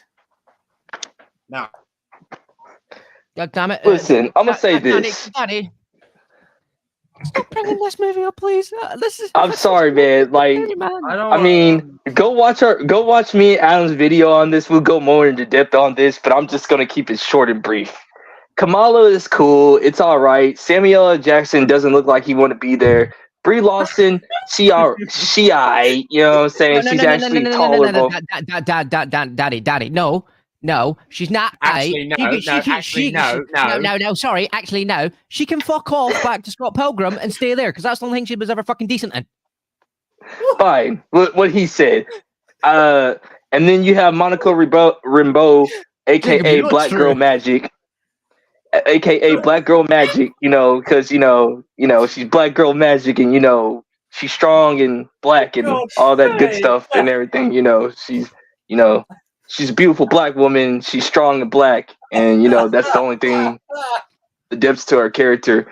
I mean, you actually got a villain that we don't care about. I mean, she's the equivalent of the WNBA player, the villain. I'm just saying it's Joanna Man on screen and everything, but it is. all we're missing right now is some random white guy walking in being like, "Wakanda forever, bro." Wakanda forever, yeah. I mean, might as well. This is where we at. We call those Brads from Oxford. Yeah.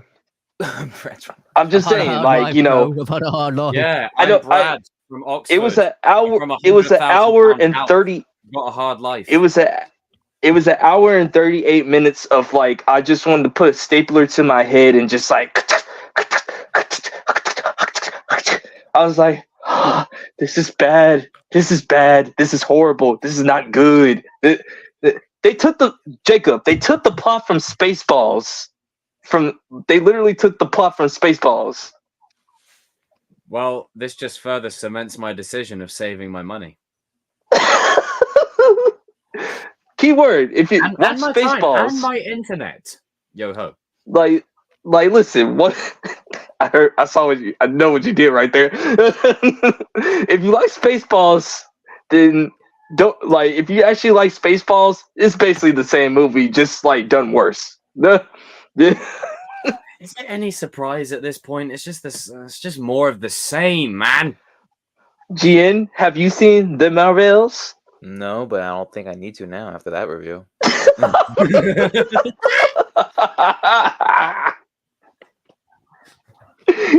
GN said, like, man, thanks, Danny. You saved me a good like $20 right there. Like, I used to be a firm completionist until Danny was like, you don't really need to complete everything.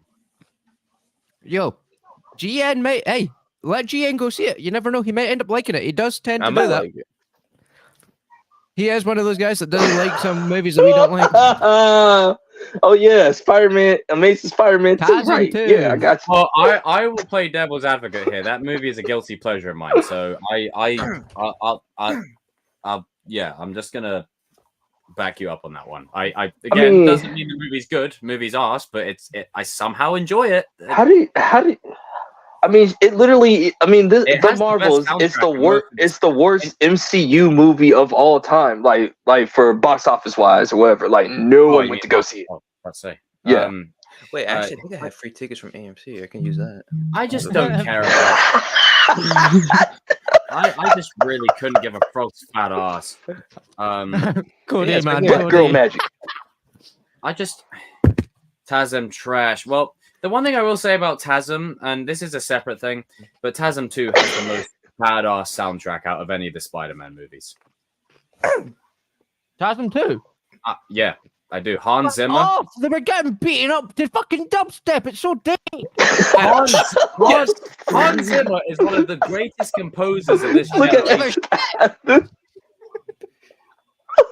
I stand by what I said there. When I'm in the gym lifting weights, Let them fight. Reach it, brother. Yeah, I'm sorry. I will. You know, Some of the scores, yeah, I'll give you, granted. But you cannot tell me that dubstep fits with Spider-Man. No one even listens to dubstep anymore. I don't know about that, but I wouldn't go that Skrillex far, but I'm was an saying the emo Hans kid Zimmer that decided soundtrack to is be pretty edgy. fire. For me personally, I think if you look at most people's like Spider-Verse, I mean, technically, if you want to be 100, like TASM 2 is basically an Avril Lavigne music video because he was like he was the skater boy. yeah, they but say also Simulator Boy. it also has the best swinging scenes out of any Spider-Man movie. Yeah, it's got the best swinging scenes, but I'm sorry. Other than the Hans Zimmer And it has stuff, the best, and it has probably the best acting. I'm sorry. It also has the best. It also has probably. It also has one of the best acting performances out of any Spider-Man actor. well, Yeah, no way true, home but is debatable. still, I'm sorry. When you see a blue testicle man There is getting a battered with l- dubstep, that will never. Don't get me wrong. Don't get me wrong. Electro's look leaves a lot to be desired. But do you really think like the yellow starfish look was the way to go? I would have preferred it than a blue testicle. You want the yellow starfish? That's not going to translate well. At least it's comic accurate. What the hell was that blue thing? We've seen what Blue comic accurate looks testicle. like in the MCU, and that doesn't bode well at all. Well, that's because they just don't do it right. I think we can all agree that TASM 2 is a bit of a mixed bag, but I'm playing devil's advocate to support Gian a little bit here, because like it's like. But at the end of the day, just to counter that point, TASM 2 is also still a shit show. No, I do agree with that part too, but I'm just saying Well, it's a good. It's a guilty pleasure. I enjoy watching it. I'd rather say the movie is fucking shit and say it's a guilty pleasure and enjoy watching it than the Marvels, which is apparently shit and not even a guilty pleasure. I'd much No, rather. there's no like the thing. Hold Yeah, on. On that. Let's talk about this, guys. Chat, people. It's okay to like crappy movies. That's funny. It is okay to like crap. It is We can okay to like always crappy be wrong. movies. See, the thing is about like if your movie's gonna suck, at least make it funny and everything. At least make This it movie wasn't memeable. funny. You know, at It's least not make even it memeable. Also, At one thing least with Batman and Robin, it was funny. Oh. It was good. It was Let funny. me point all out one right. thing as well to the people in the comments, right? They're saying like That blue movie was awful. balls, best color star, right? If you like the Electro in No Way Home, guess what? He did have the electrical thing. Just because it wasn't an actual mask doesn't mean he didn't have it. So you can't say you dislike it if you had it. Yeah, that's the point right there. You Yeah, still but had you it. need the blue, and- yeah, was but that it's a it? journey. You need the blue thing for them to go. Oh shit, we The can't blue, do the that." blue testicle. The blue Or they could've testicles. just done that look from the get go, This and was I would also- really love Tasm too. Also, again, like the look of Electro was a bit off, but the feel of Electro was badass. Like, Jamie Foxx freaking knocked that shit out the park. Like, don't It's get me my wrong, birthday, and I'm gonna light these candles. The material and the dialogue is a bit off, but the presence and the feeling and the soundtrack, like, and the mental voices in his head, I thought that shit was fire. Like, I'd stand by that. Listen, say what you want to say about Batman and Robin. Are you going to tell me that Mr. Freeze was not memorable? Like, Arnold Schwarzenegger did great in that role. You see, Batman and Robin, like, I just don't like the film at all. Like, I just can't, like, at least TASM 2 is badass. Like, Batman and Robin is campy, hokey, poor, cringe. But that's what the Batman franchise used to be like, though. In TASM 2, The it represents it at the time. At the time, but it doesn't translate well in general. There's Like, an upstep in the TASM 2, but people still love it. look, after the when you're in the gym lifting weights, I'm asking a serious. When you're in the gym lifting weights, are you listening to Electro's theme or are you listening to freaking bloody? Like, what one are you listening to? Like, you're gonna listen to Electro's theme. I don't listen to either. I'd rather listen to actually a decent lifting song. Well, that's for you, but for me, I know that Electro theme is right in my playlist. I think that's listen. Batman and Robin at least had the Smashing Pumpkins on there. I'm not talking about Batman and Robin right now. I will defend TASM 2 in the sense that it's just a guilty pleasure. It's a cluster fudge of a movie. It's fine.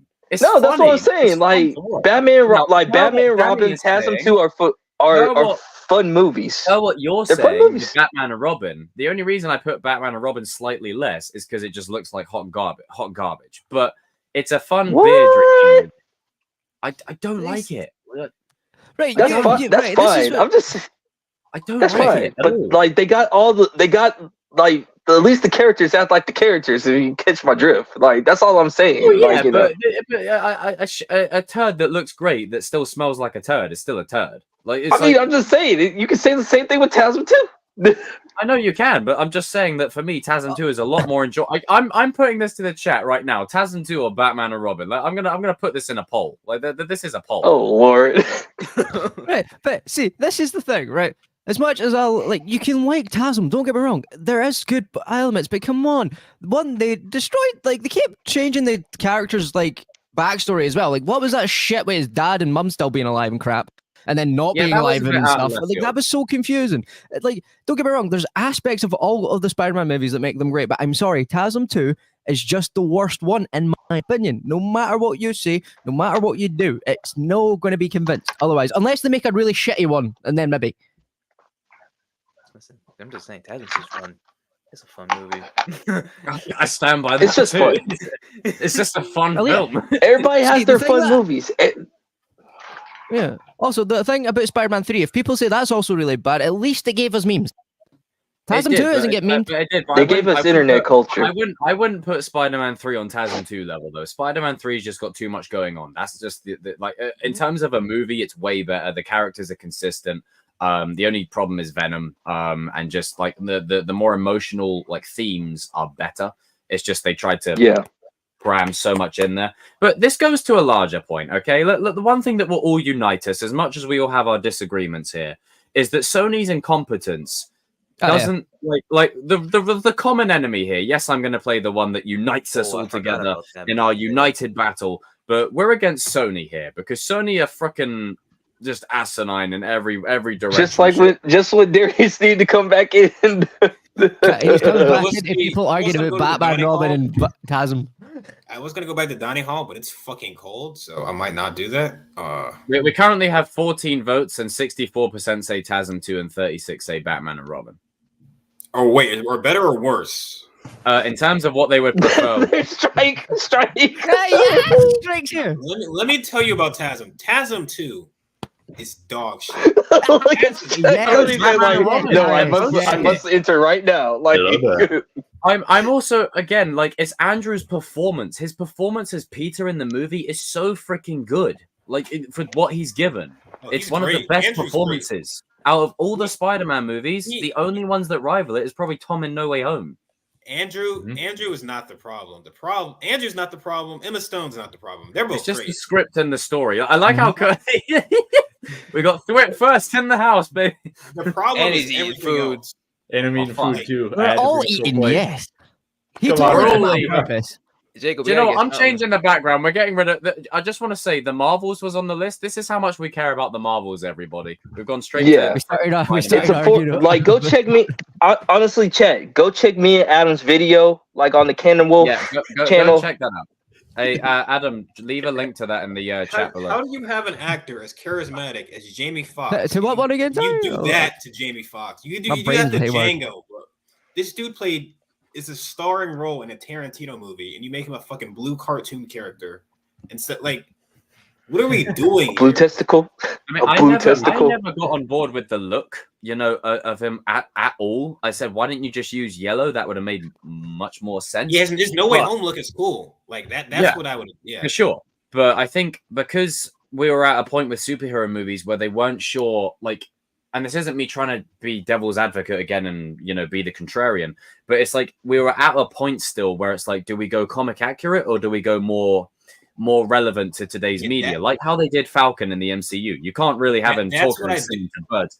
Like, that's what I do like about. See what you will about the modern movies. They are starting to embrace like some of the weirdness. I think now. it's because it was at a point where they weren't entirely sure and they had to test both sides of the water, and also Sony are just incompetent as shit. So it's like like you got. Oh, you got on that. Hold on that or whatever. Exactly, we can make this Rob, like the Sony segment of like Madam Web. At the end of the day, screw the Marvels. No one cares. Yeah. At the end of the day, I would we rather can watch hop Batman into and Robin multiple times and Tazam 2 multiple times than ever see the Marvels once. I'm just being honest. So yeah, we could like get into that, like the we could talk about Madam Web / Sony-ish thing or whatever. So I'm gonna go ahead and let who wants to cook. I'm gonna let the Spider-Man dude Strike cook first. I want to see Strike's opinion. I've never heard his opinion on this yet. So I've never from day one understood. Also, which format do you guys like better, this one or this one? I like this one. Okay. Yeah. All right. Okay, we're going with that. Carry on, Cody. So I've never understood what Sony's end goal is with these Spider-Man villain movies without Spider-Man in them. I mean, RJ, myself, and the rest of the boys have talked about this on numerous occasions. Like, we just don't know what they're trying to accomplish here. And as they continue to go on and more films are being made and even sequels, like with the freaking Venom films, it makes it more and more ridiculous, and it makes people care and just laugh more, or care less, laugh more. Venom 2, what a dumpster fire that was. Venom 3's in production, people. They're filming. Yeah, they're filming. Yay! You know what? I did hear that's the last one. They said it's the last one. It's the last one. It's the last one. The last one. Yes. Unleash that real yay, Get Jacob. that shit out of here. No, it ain't. They're lying because they're telling a half. He's the face of Sony's brand. They're not getting rid of that. Who's gonna be the face of the Spunk? That's Morbius? a lie. Get the fuck outta here. Spunk. Yeah. What a shit name. Spunk. I agree with Cody. It's like, what are you building up to? Because you don't have some. Okay, my friend, he thinks they're building up to Null, which is a fucking horrible idea. I really hope they're not. If you know anything about Null, please no. Null like the symbiote god. Yeah, like they haven't earned that at all. That is the worst possible. They couldn't even get Carnage right. You can't even get Venom right, let alone Carnage right. And you can't. You try. I'm gonna do the god of all symbiotes. That's what's gonna fix this. Bro, they couldn't even get Riot correct. And no one barely knows him. I just don't understand like these decisions. Yeah. It's Madam Web looks fucking awful. I'm sorry. Madam Web looks terrible. I've also I agree with that, by the way. Like, you see, when I saw those costumes and like the trailer and stuff, even in the comment sections, people were like, "Oh, it's great seeing a fan-made film get such recognition," because that's what it looks like. It's a fan-made film with horrible CGI suits. Yeah, some of the people in it might do really well in the role. We'll give them their due. But I'm sorry, when it looks like it's been done in somebody's back garden, all I just thought was it was girl bosses, bro. That's all I was thinking was girl boss. When I see bad trailers, I know like it's easy to make a good trailer. How many bad movies have great trailers? Like it's really easy to. It's not hard to make a good trailer. So the fact that they can't even make a good trailer for that shit is kind of a red flag, bro. Yep. No, it's especially because like who asked for a Madam Web movie? Like I know I didn't. Bro, Also, like I'm gonna be one. I'm gonna be 100. Like real quick. Like when I saw the trailer, because I was the first one to drop it in the chat. I said, "Hey man, the Marvels is gonna be the lowest MCU film." Like Madam Web said, "Hold my beer" and everything. Like here we go. Like with this trailer, man. Like I never really this cared movie for Madam suck. Web. I It never really fails at cared every for level Madam of Web filming. until like the animated series, but now I don't care about her again. yeah, she was It's like given the you got animated it all series, and that's wrong. it.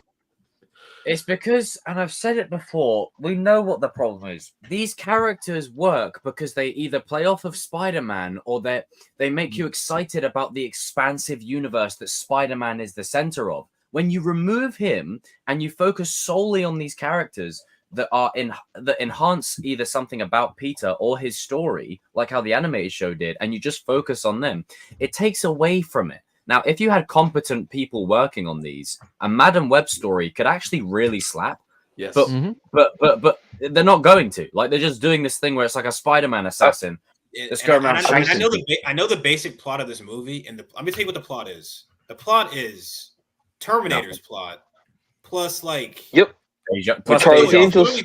It's Terminator and Charlie's Angels. That's literally what it is. And a little bit of deja vu in there. And it's just. It's like I said in my trailer reaction. It's like, so we're just ripping off other movies.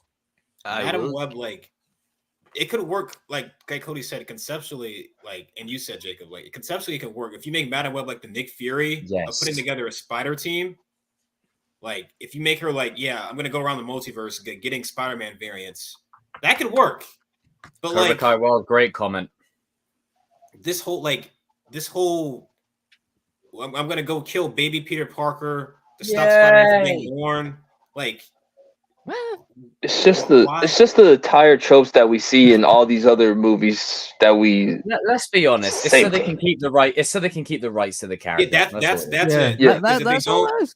If they don't churn out these pieces of shit, that means Marvel gets the rights back, and they don't want that. And the problem with that is that it means that when it comes time to when they're actually being introduced in the MCU properly, then we just get a load of shit. And I'm sure this man here will agree as well. Look at this. We got a 7, baby. We got a sinister 7. Okay, you know what? Now that we're all here, Cody, where are you, bro?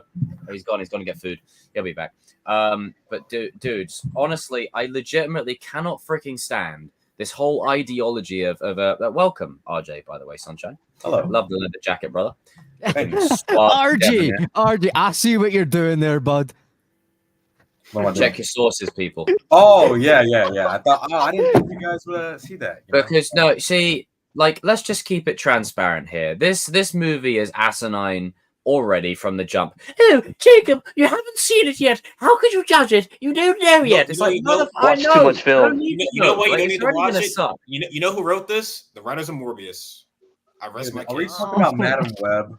Yes. Yeah. Yep. Yes, we are. Lovely. You just missed the Marvels, though. It's okay. It's okay. I just want to say the poll is a 63% for TASM 2 and 37% for Batman and Robin. Nearly 20 votes. Wait, what is this? What is this we still don't care. What is so this basically, out of the 2 movies, which would you watch? Your guilty TASM 2 or Batman and Robin? I watched Batman and Robin. Sorry, I'm taking TASM 2. I watched Batman and Robin. I'm not watching TASM 2. I'd rather see Andrew's performance than Arnold going, "I still see you," like, and that's coming from an avid. Spider-Man. Let me get the clip. Where's the clip? Where is it? There we go. No, that's the wrong. You're a fraud, Spider-Man!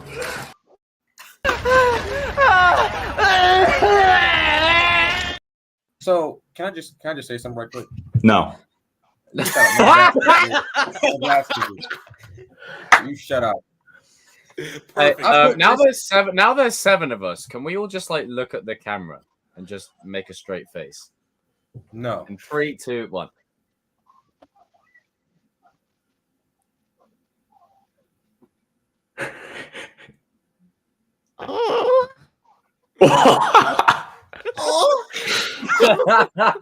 Carry on.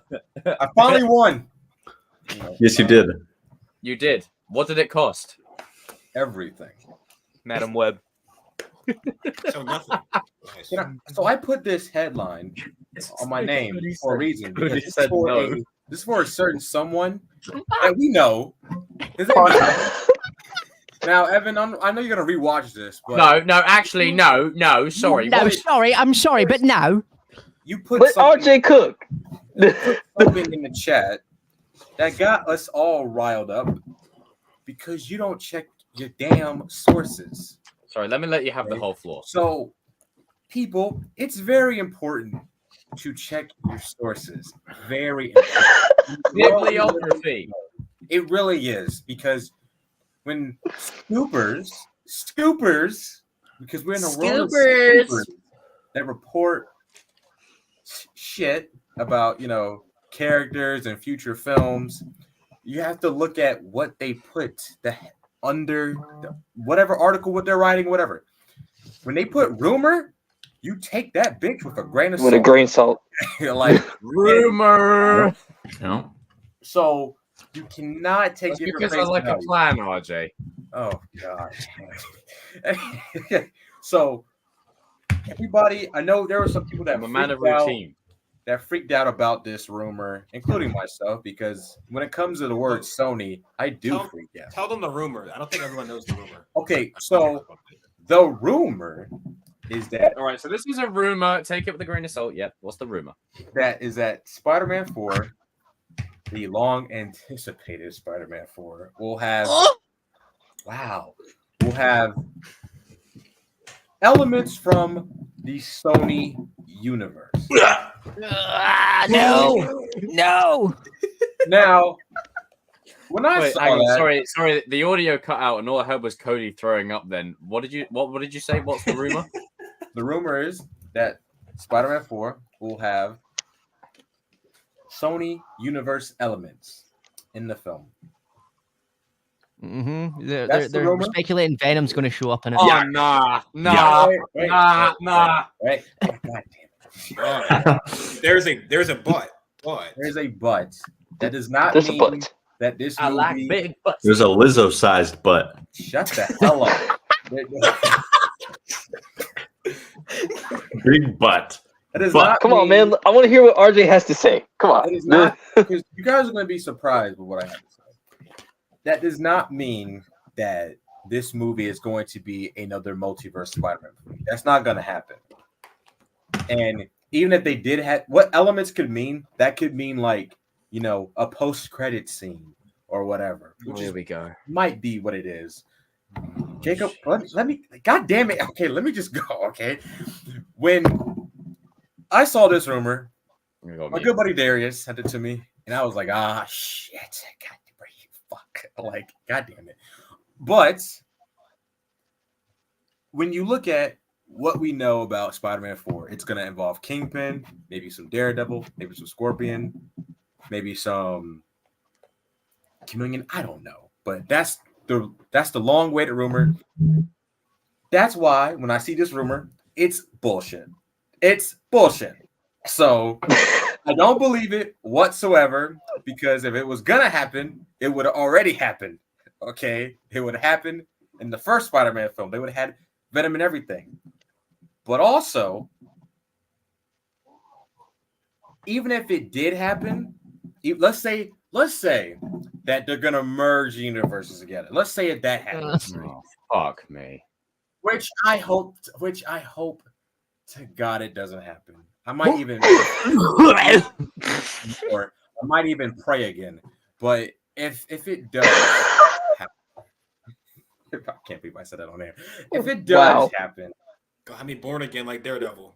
Crazy. Jesus Christ. if it does happen, I think they take what's good, which is not any of them, to be fair, but take what you think you can turn good. Maybe Craven. You can take Craven. You see, you're struggling right now. You're struggling. You're trying to pitch it to me, and I ain't liking what it's like. No. God damn. RJ, you can't, man. You can't. I'm sorry. Will you let me finish? You let me? Yes. Yes, I'm sorry. I apologize. You know what, right? Because I'm sick of this moaning. Everyone, I apologize, RJ. My bad, bro. No. I got a new solution. Everyone go on mute, and we'll just let RJ have sentence. Everyone go on mute. Let's just let him have sentence. Just let me talk, okay? So, I'm sure Darius would agree. Danny, that includes this all the time. Is that do I want this to happen? No, but if they have to merge universes to keep Spider-Man in the MCU, because we have to remember that it's not Disney's character. It's not. So if they have to merge the universes together and bring over the Sony CW trash characters, if you want to call it whatever, if they have to bring them over to the MCU to keep Tom's Spider-Man in the MCU, we have no choice but to let it happen, because I would rather keep Spider-Man in the MCU than rather him go back and suffer with that terrible, god-awful company by himself. Because the MCU, I'm sorry, they need Spider-Man going forward. They need him. So they got good electrical products though. Sony. I don't give a damn. I can say that. I agree. I'm using one right now. But me too. If they have to bring over, by the way, I don't believe this rumor whatsoever. I do not believe it. It came from Evans, though. But if it does happen, and it's in order to keep Tom Spider-Man in the MCU, Jesus, there's a lot of banging going on. No, because he's passionate. I'm passionate about this character, and I want him to stay in the MCU because God help us all if he leaves, man. God help us all if Sony. No, because when 2019 happened, after Far From came out, when they took him, when they had that whole debacle, Disney, and when they were fighting over Spider-Man, and Tom was doing interviews at cons, and he was like, they were asking him, what's going to happen with Spider-Man now? I do not want that to happen again because he looked terrible. It was so bad that he was drunk and he cried and he called Bob Iger to say, hey, get a deal done right now because I do not want to go like this. Banging on the table. No, because I've had it with this company. So if you want to, well, me too. But... no, Jacob. You know how I am, okay? You know me for how long? Okay, you know how I am with this. Okay. All right, okay, everyone back on mute. Back on mute. No. I'm gonna do one better. I'm gonna do one better. Well, I'm gonna do one better. Hang on. There you go. No, I'm done. I need a break. I'm done. I think he's worn out. I don't blame him. Like, God, damn, that table is going to be broken by tomorrow. I guess when there's a rumor that Darius sends me about Sony, I get scared looking at it. You know, I don't even want to look. It's a trying time, but again, emphasize that it's just a rumor. But because said thing has happened before, there is some credence to that rumor, and we know that Sony will do whatever they can to be a bounty hunter company, because that's all they are. At the end of the day, right? I know that the MCU can get its shit together and whatever else, but if you don't have Spider-Man going forward, you're fucked. It's like, you know, right? For me, as well. I just laugh at the situation because Disney does this all the time to other companies. This ain't funny, man. This ain't funny. I just laugh because okay, it's official. I've lost control. I've lost control. I know how you like to let. Hold on. I know you like to let. Oh, Tony Soprano over here. Spider-Man burn. Okay? I am not letting. Blue moon in my eyes.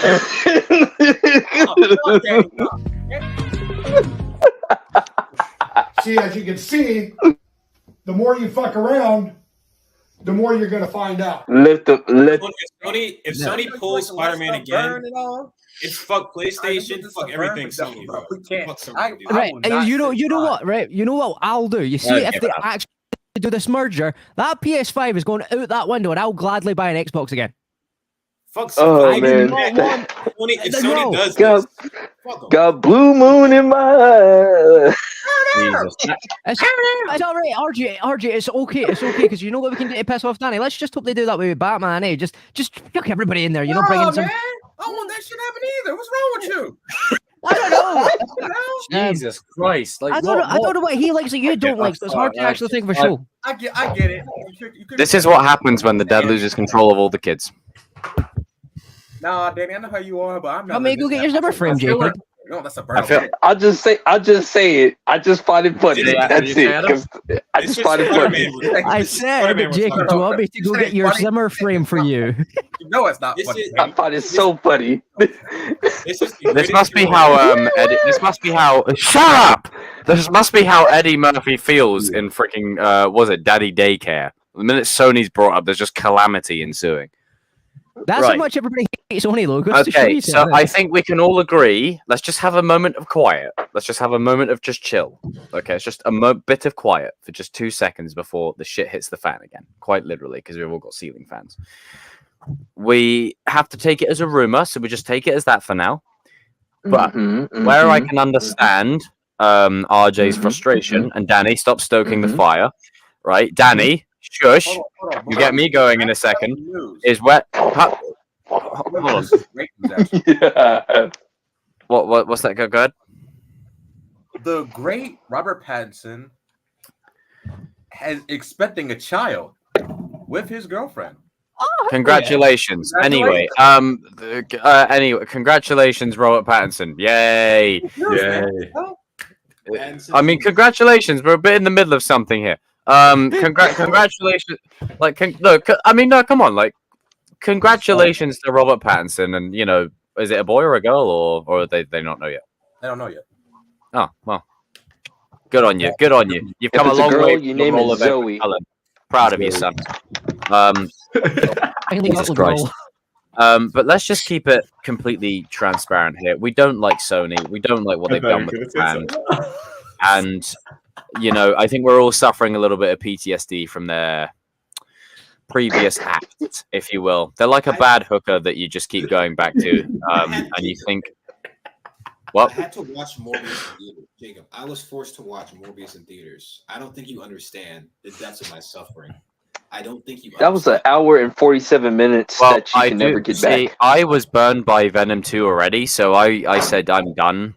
That's it. So Venom 2 sucked.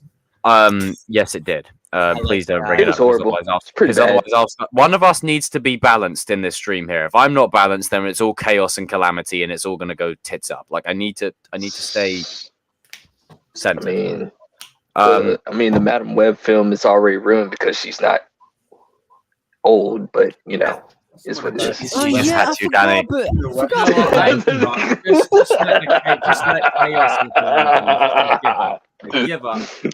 Give up. No, go ahead. Go chaos ahead. ensue. Everybody go on mute. Everybody go on mute. Everyone go on mute. Not you, Jacob. Why are we all going on mute? We're talking. I don't know. Well, all I was going to say is that Sony are just shit, and let's just hope that the best situation happens and the worst situation doesn't happen. Great electronical company, not really good when it comes to entertainment. Get off of mute. Except for not really is underselling. Come on, wait. When you've got movies like Madam Web and Kraven the Hunter, where they've changed Kraven's entire backstory, you can't not hate on Sony, especially with Venom as well. So, dude, when I saw he got bit by a radioactive lion, I'm like, wow. That is just Spider-Man, but plus lying. You can't do shit like that, man. It's all right. Come on, that's ridiculous. And also, I'm like, isn't there supposed to be an animal protester as well, which makes no sense? Oh, Mama, you're telling me the blood of a lion is supposed to turn you into a superhuman being? But listen to this. You're going to get another disease if you're playing around with blood like that. It's only a fucking stupid, man. You're going to get another disease. And it's going to get you killed. Who's running that company? Magic Johnson. I'm like... You're playing around with blood like that, man. Playing with blood on blood, man. Try to keep it as PG as possible. Too bad it wasn't a cougar, right? Don't catch that lion. Don't catch that Simba disease. That cougar. You know what? It could have been a cougar, man. I agree. Wait, did he just call Madam Web? Wait, whoa. Don't say it. Don't say it. I kind of agree. What did she say? Look at the comments. Sorry, we're not. Shut up! Sorry, we're not talking about. Anyway, Madam Web. Speaking of that movie has the Morbius writer. Oh my so god, that's gonna be bad. I got a freaking headache. We are basically what we're You know saying what? is we're screwed if that. Can I just say how much I love Sony so much? I like the Every games. time we talk Listen, about it's Sony, basically I gonna be the Marvels mixed with Morbius. That's basically what I'm getting at, man. Marvels in the Morbius. Yeah. Like this is about to. You know, I Be the haven't been worst. swearing much this entire stream. The minute Sony comes into the conversation, I start swearing a lot more. Like there's a theme here. See, there's levels to incompetence. There's Marvel incompetence. There's DC incompetence, and then And then there's there's Sony. Sony. That's all. The bar There's is all Sony. the way down there. Like they just.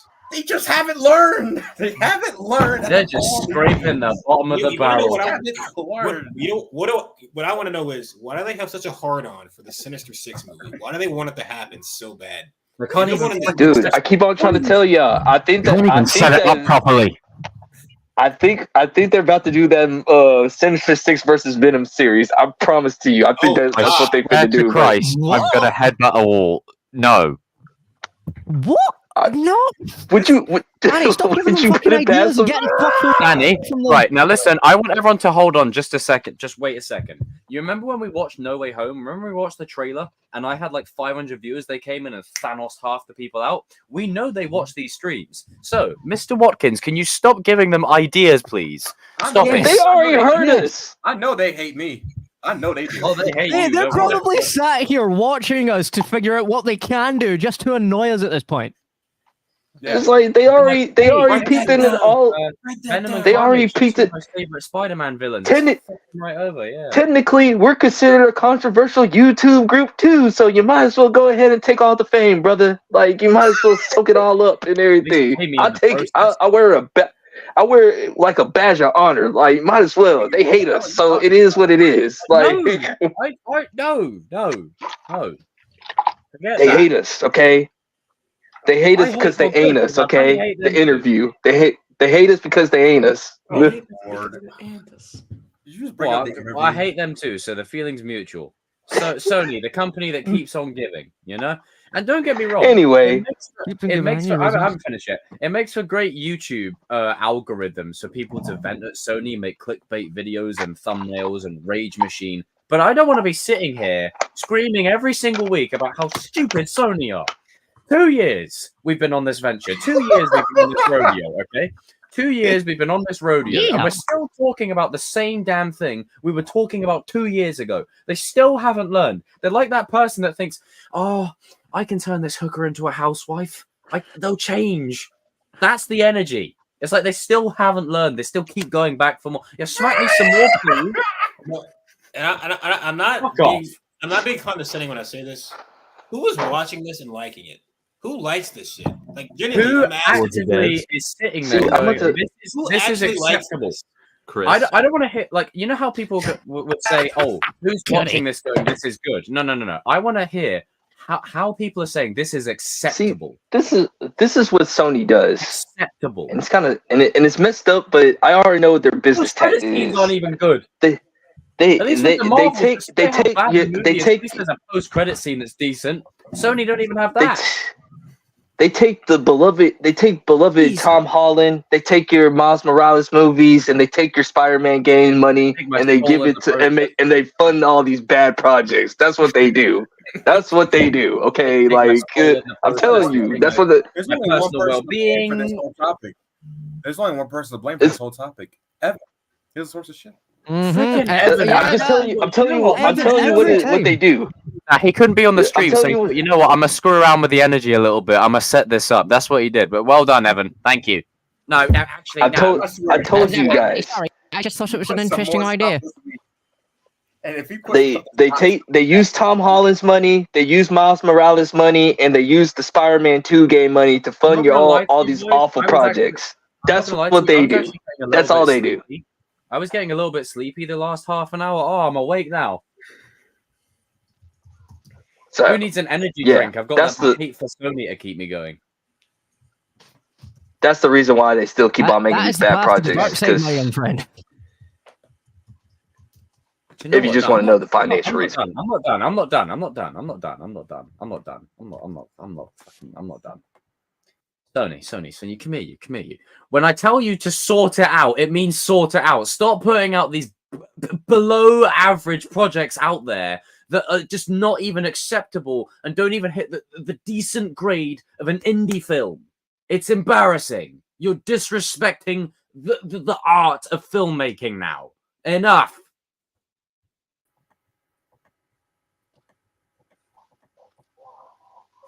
Ran over. I had to get- Cool.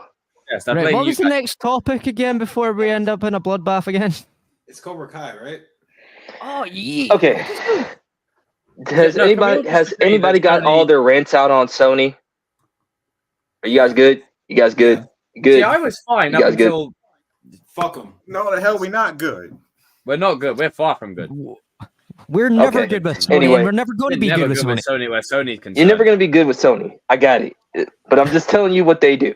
Like they take Tom Holland, Miles Morales' stuff, and anytime when you Let's pay move money on towards from that stuff, Sony, because I've had enough of you, Sony. you give it to that stuff.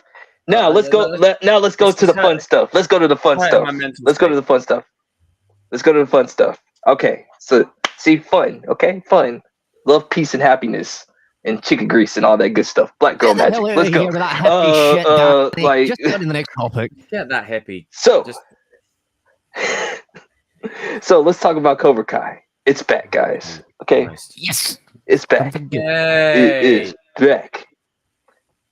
Come on, again. Jacob. Get enthusiastic. Also, Oreo, by the way. Yes. Dragonzord, Mastodon, Pterodactyl, Triceratops, Saber-tooth So- Tiger, Tyrannosaurus. Right, okay, who wants Power to Rangers. lead this this topic with the opening? Because for me, that previous one just drained the soul out of me. But Cobra Kai is back in action.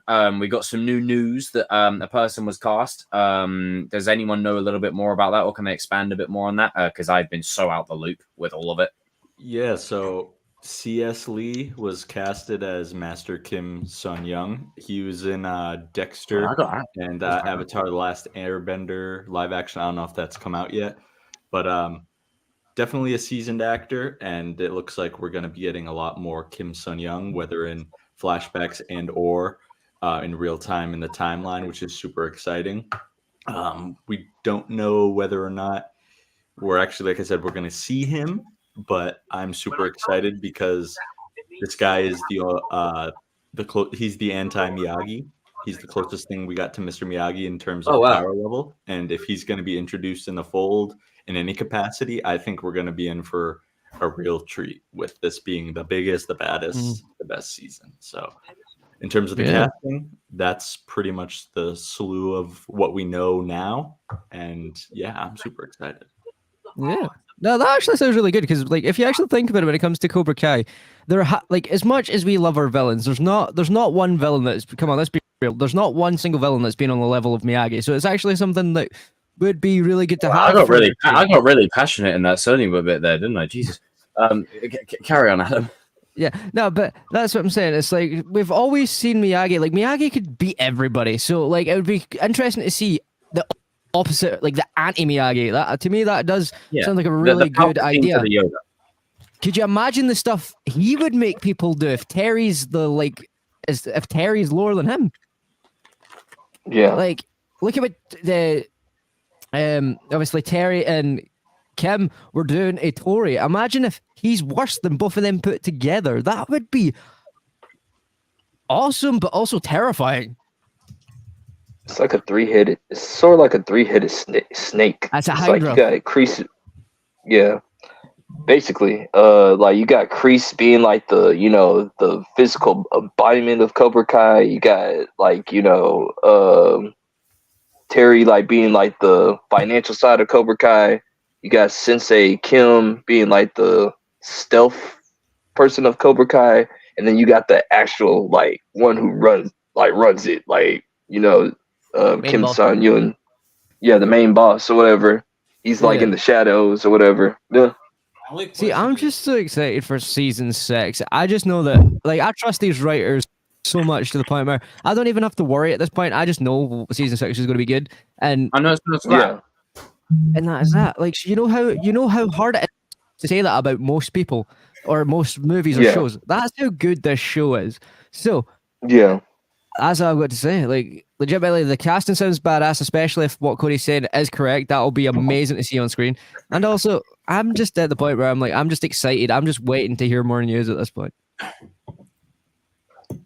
What are we talking about? We also Cobra Kai. Oh, yeah, we're talking about the casting announcement from Master Kim. I mean, like, you know, it's per what Adam was saying. Like, it's that level of and you know, Sony could really learn a thing or two. It's that level of trust where we don't have to like theorize what season 6 will be because we know that season 6 will deliver. Like having that comfortability within the John, Josh, and Hayden and everyone who's involved is such a comfortable position to be in, and it's so rare in today's pop culture landscape that we can sit back and go, you know what? I trust them to deliver a badass season regardless. Like, it's great. I love that. It's so great. You know, such a great feeling. And with the casting that was revealed, I guarantee you there's going to be even more that we don't know about and even more that we have yet to see. I'm just excited that they're like back and rolling and back on job. We spoke about it the other night that they'll probably film multiple winners for the All Valley because you need to treat it like Negan kills in The Walking Dead. You got to keep that quiet massively. This show's kind of riding on it. Looking at two leakers. Can you guys fuck off with this one, please? Can you not? Yeah. Can you not do it? We're all in agreement here. Can you stop just ruining shit for everybody? I know it's cool that you're near it, but stop taking your phone out and being like, "Oh, guys, look at this." Fuck off. This is for the leakers and also for the people that when the show comes out, stop leaking and stop making thumbnails stretch out. That's all we ask. People that skip to that last episode when it first comes out and post the shit on YouTube, you guys are the scum of the earth. I fucking hate you guys that do that shit, bro. That shit is so annoying. Like, literally 5 minutes after the shit's out, you like go to the end of the last episode, Cobra Kai ending. Oh my, like, and then you, all caps, and you post it on YouTube, and it's the first thing that comes up in everyone's notifications. Like, come on, dude, don't do that. Or like they'll say who's the winner of the whole entire tournament or something like that. Yeah, like OMG, Robbie wins Psycho Taikai in all caps. And it's like, well, damn. Also, another thing as well that I would like to also point out. See, for all the theories channels, until actual news comes out, can you please stop reading comments because it's not a good thing. I'm sorry, it has to be said. Please stop.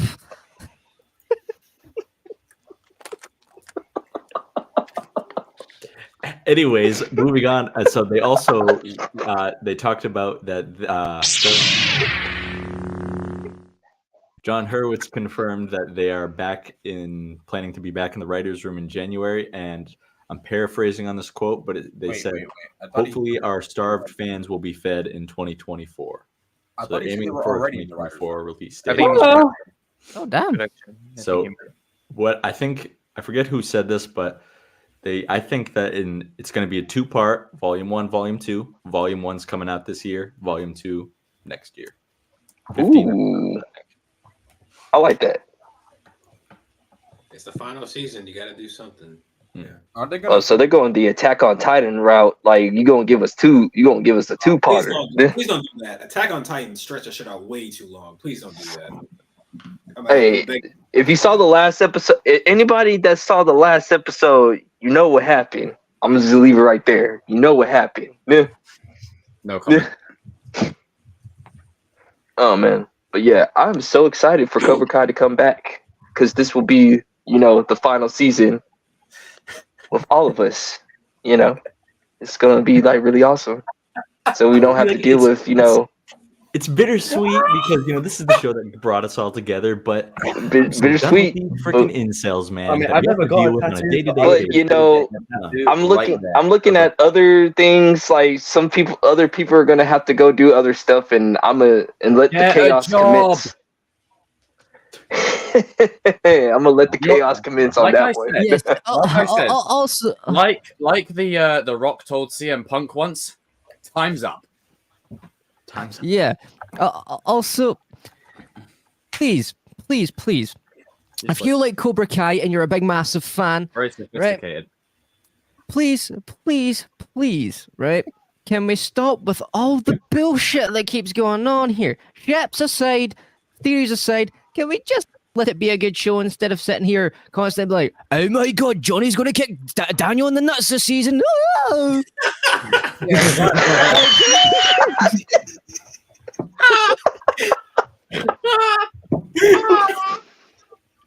No, I agree, Adam. Like, I'm over the theories. Like, man, listen, I love Cobra Kai, but man, there are some theories on these channels where I'm just like, where did this even think if you could come from to even pull that out of your ass right there, man? I want to know how that happened. Some people watching Cobra Kai legitimately think it's Teen Mom. RJ's raising his hand. Go ahead, RJ. You don't need to. So add on to Go ahead, RJ. over the last 2 days, I've seen some terrible, god awful theories from a certain someone on this platform.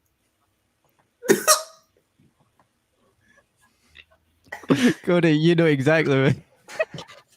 I've seen that one before. Wait, what? I don't know how Cobra Kai turned into an episode of Teen Mom on MTV, but sure. Let's let RJ finish your point, sir. That's a real theory. That's a real video that someone posted and put time and effort into making. Yes. Cody, shut the hell up. Anyway. Man, Al from See? Toy Story come out. See? He has left a building. Is that No.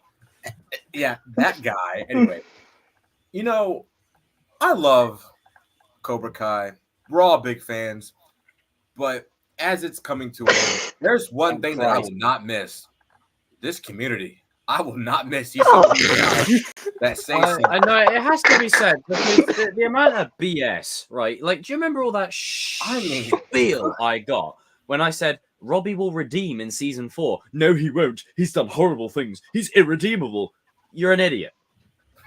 You're an idiot. You're an idiot. You don't understand the show. Jacob, you remember what I sent? You remember what I sent you the other day with that Robbie dude? Mythology. No, hold on a minute. You don't understand the mythology of what it is that you're watching. You're looking. You're not watching. You're not taking in what you're actually looking at. And the sad part is, Cobra Kai, as good as it is not a complicated show. It's not. So if you don't understand Cobra Prison Kai, Break's way more complex. If you don't understand Cobra Kai, how the hell are you watching like Oppenheimer? My cat could understand the show. People treat Cobra Kai like it's Breaking Bad. It's not. Mm-hmm. I hate to be the It's bearer. not. It's not. It's not at all. It's far from it. Like, Yeah, and the thing is, that's not us ragging on it. And as I've said for 2 years now, God, I'm old. Like I've said it for 2 years now. Just because it's simple doesn't mean it's bad. It means like it's enjoyable. It's just exciting to see it unfold. When you concoct a load of BS and then you do a whole thing of like, it's one thing for me to sit here and go, oh, I don't believe it. Kenny would whoop his ass. Like, it's one thing for me to do that. But when you're actually putting that out there, then I'm like, oh, no. This isn't the way. What people don't understand is convoluted shit is still shit. Like, it's just complicated. It's complicated shit instead of simple shit. Right.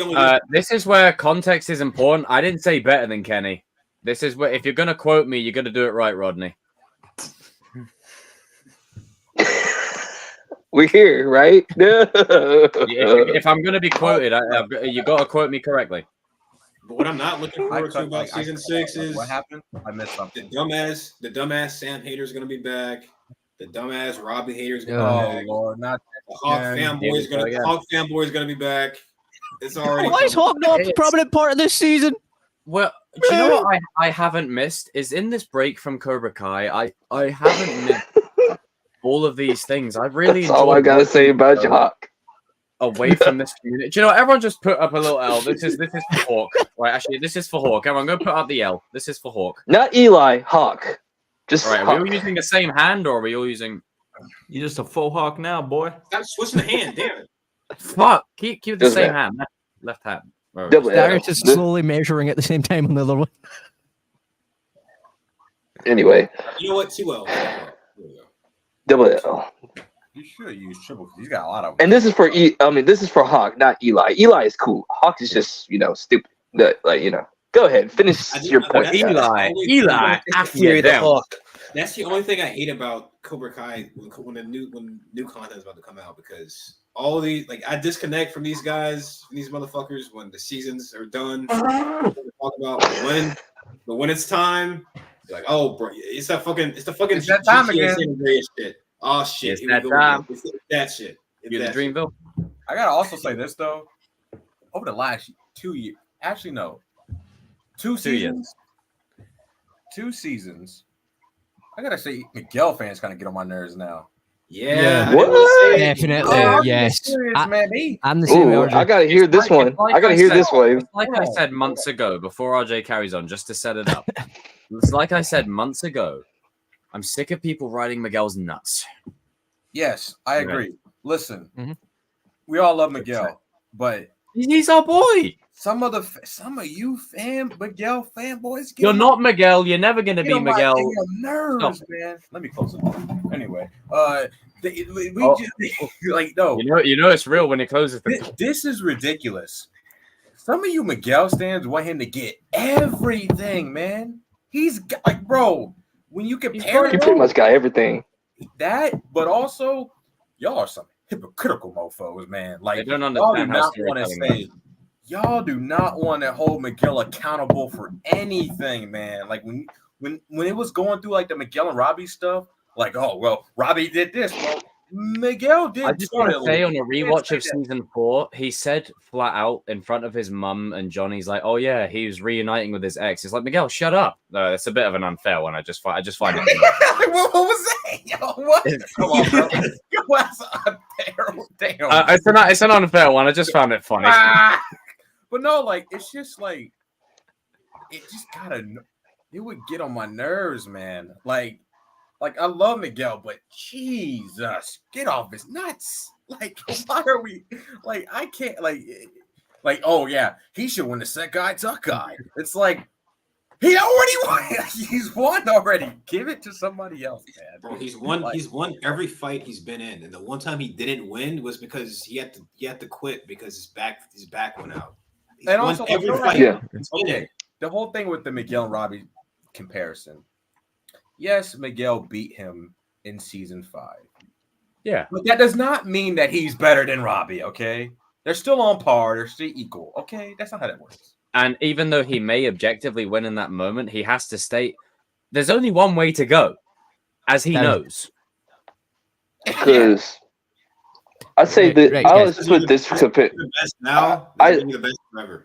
Danny, I really This is the comparison I made with Robbie Miguel. Like Miguel is like a great leader, so I put him like the greatest leader of Power Rangers of Jason, and then like you got Robbie, Thank that's you. Tommy. Tommy is like a better fighter than Jason, but like Jason just happened to beat him that one time. That's how I see it. Because let's just be honest with ourselves.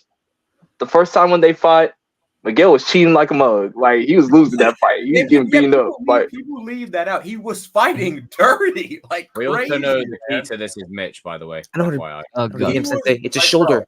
bro, no, I'm sorry. it's like it, Hold on, Danny. Hold on. Let me just say this right quick. On to your point. In season step back 1, towards the last 3 episodes, Miguel was really on one, man. Like you cannot. People leave this out. Man. He was on one. I mean, this man was on his full villain arc for like 3 episodes. Want to be real? He started the rivalry. Miguel was the reason the rivalry exists. Yeah. So Yeah, but see, that's the thing that I get annoyed at. Like Miguel fanboys, right? This is something I've wanted to say for a long time. So fucking sit back, boys, right? But you see these people that are sitting here constantly going, Miguel's the best, Miguel's the greatest. Dude, right? One, he falsely accuses his girlfriend of cheating on him. Yeah, you can say it's fair, but still, all because he had to hold her hand walking down a hill. Like, talk about insecurity much? But then when Robbie admits to giving her back that it was he gave back the Medal of Honor, everybody's like, oh, but he was lying, and all this sort of stuff. But at least Robbie owned up to the fact that he done something wrong. When has Miguel done that with Sam? Oh, okay, you brought up the Robbie Miyagi medal stuff. That is true. But I think it can all be summarized by this. I'm going to summarize this. It's not necessarily what Miguel does or anything. Like, I don't personally mind what Miguel has done or hasn't done as opposed to other characters. Because every character's done stuff. This is to the fans. This is the same reason I have a problem with Taylor Y'all don't keep the same energy for everybody. It's because of our fans. It's like the fans don't understand. You can't instill nuance and context into things as to why characters are doing what they're doing. You don't have to like it or agree with it, but you can sort of understand why characters are doing things. I.e., Miguel doesn't hear back from Sam all day. She's holding the hand of some random dude walking downhill. What are you gonna think automatically? Like, what are you going to think? And he'd been drinking and whatever. And I don't. But then, and I'm not excusing that. But his reaction to it was completely unnecessary. But it's just that human element that I think people completely miss with the show. Like, where it's like, it's supposed to ground the characters in reality. Because essentially, it's karate gang war. Mm-hmm. It's like I said, it's just like, people overreact to, like, the character's actions. Well, fans still have it the way. Especially with Robbie. Like, people started to hate on him, Oh, no, I love him. Well, you're welcome. You freaking love him. But, I mean, again, you're welcome, and I called it.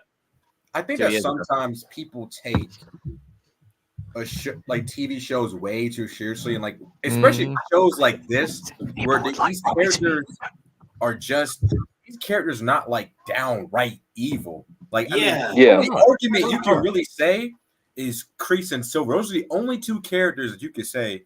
And even then, like Kreese and Silver, like. They're not downright evil because like they still like try to contribute to society or whatever. Sure. They still try to. Like, I just feel like people just. It's like RJ's bedroom background. It's gray. No, it's not. Okay.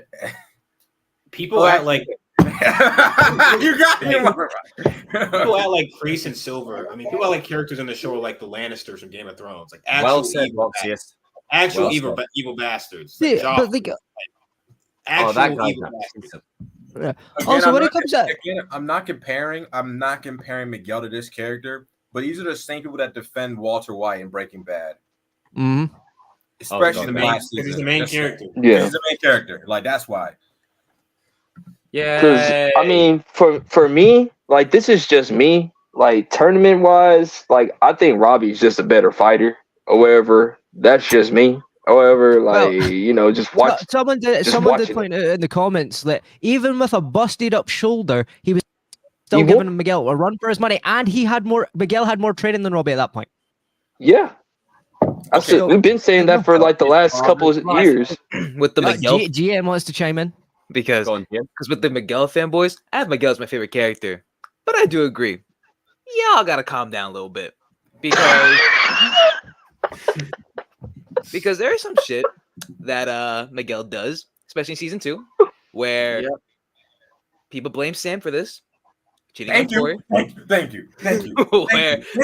Where Sam was drunk, but Miguel completely sober, and he still made his move. So Miguel's my favorite character in the show. Miguel's my favorite, so I'll call it. But hey, it's Samantha's fault. The drunk person. It's her fault. Well, I mean, let's blame the drunk. Still not far off. You guys want to talk about problematic shit. Let's blame the drunk girl for what happens. That's not fucked up at all. Like, come on. Wait a minute, y'all these are the same people that would try to cancel somebody for doing that. By the way, I'm just throwing it out there. Just want to throw it out there. Like, anyway, like I was saying, the thing is as well, right? All these fans, be it Hawk or Miguel fanboys, right? They always talk about all the bad stuff Robbie does. Hawk legitimately broke someone's arm, who was his best friend. I'm sorry, I haven't seen Robbie once do that. Even when he was on the evil side, he still didn't go that far. At least not willingly. Yeah, and he did not ever go that far. Neither did Miguel. So what happened to Hawk in season 4 getting his haircut was bad, but bro, he broke somebody's arm. Like, what are we talking about here? That's not the same thing. Somebody when doing the 1, 2, 3, 4. Dude, Dude, like he literally made he basically made Dimitri cry, dude. Like, You know what? and that's just I'm not just cool. anyone, his best friend. Yeah, You made your best friend cry, bro. Like, And Dimitri still had the thing of, I just wanted my friend back. You know what's messed up? Cobra Kai could have done a lot worse to Hawk. They had him down 5-1? They could have beat his ass really badly, but they just gave him a haircut. And also, here's the thing, though. I think they should have. Here's the thing. Robbie, I agree, Jacob. It would have made it all the more satisfying. It would have made it all the more satisfying when he wins. I like how Robbie like grabbed the knife, like he grabbed like the cutter. He was like, "Oh, we're not here to fight." And I love that. He's like, "Nah, you gonna get it." Like Robbie was like, "Nah, you gonna get it, man." Like, nah. See, I mean, I think that's the one thing that I'm not gonna miss about the Cobra Kai community is like y'all guys don't keep the same energy for all the characters, bro. Like all the characters have done like jacked up stuff in your life. It's like these are the same people that say like I can't stand Sam, but I love Hawk. I love Hawk, but I can't stand Daniel. People there's also Sam in their life. There's also a lot of projection. Oh, they had a Sam in their life. Yeah, either they had a Sam in their life, or they think they're Miguel 2.0, and they're like, "That is me on TV."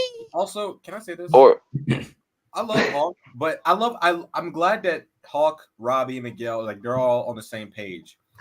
But you know the scene where it's the episode where Chosen's training them and stuff. You know how he gets upset? He's like, "Oh, I don't want to talk to you, Robbie. Don't talk to me." I'm like, "Oh, hold on, bro. Hold on. Look at Wait a minute. Hold on. You started so much stuff, man. No, you have no right to do that to Robbie and stuff like that. Bro, you stole the Medal of Honor. Robbie being The Medal of Honor. And Robbie being the gangster that he is, put him in check straight away. it's like, and then Dimitri being the moderator, just like, hey, all you guys do dumb stuff to each other. Like, calm down. The wedding to bed joke. The wedding to bed joke was not too far. Hawk tried to jump Dimitri. That was not too far. No. Hawk was out of line because Hawk Hawk poured like liquor on Dimitri. Dimitri had every right to start chopping on him badly, bro. Sorry. Like, I'm smoking every day, bro. But essentially, no, I'm joking. That's a joke. Don't take it literally. Essentially, Hawk had everything coming his way and deserved it, and RJ's frozen. Oh, that is a beautiful still frame. Yeah, Dimitri, like, I don't care what nobody said. Dimitri did the right thing. He said, like, I can't beat him up physically, but I can verbally destroy him. Like, like liquor on his head, bro. Like, what the hell are we doing? He cried like a baby when Dobby died. So did I. I mean, we all know Hawk's gonna win, but we all know Hawk's going to win in season 6. Sure. Yeah. About that. Man, if Hawk wins in season 6 and Miguel wins, that's the one thing if they do that will make me end up not liking the show if they do go with that, because it makes no logical sense in the slightest. Hawk will only win when weasels fly. Oh no.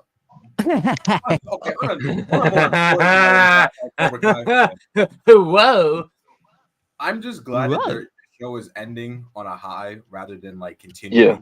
Yeah. Rather than a whimper. End it with a bang.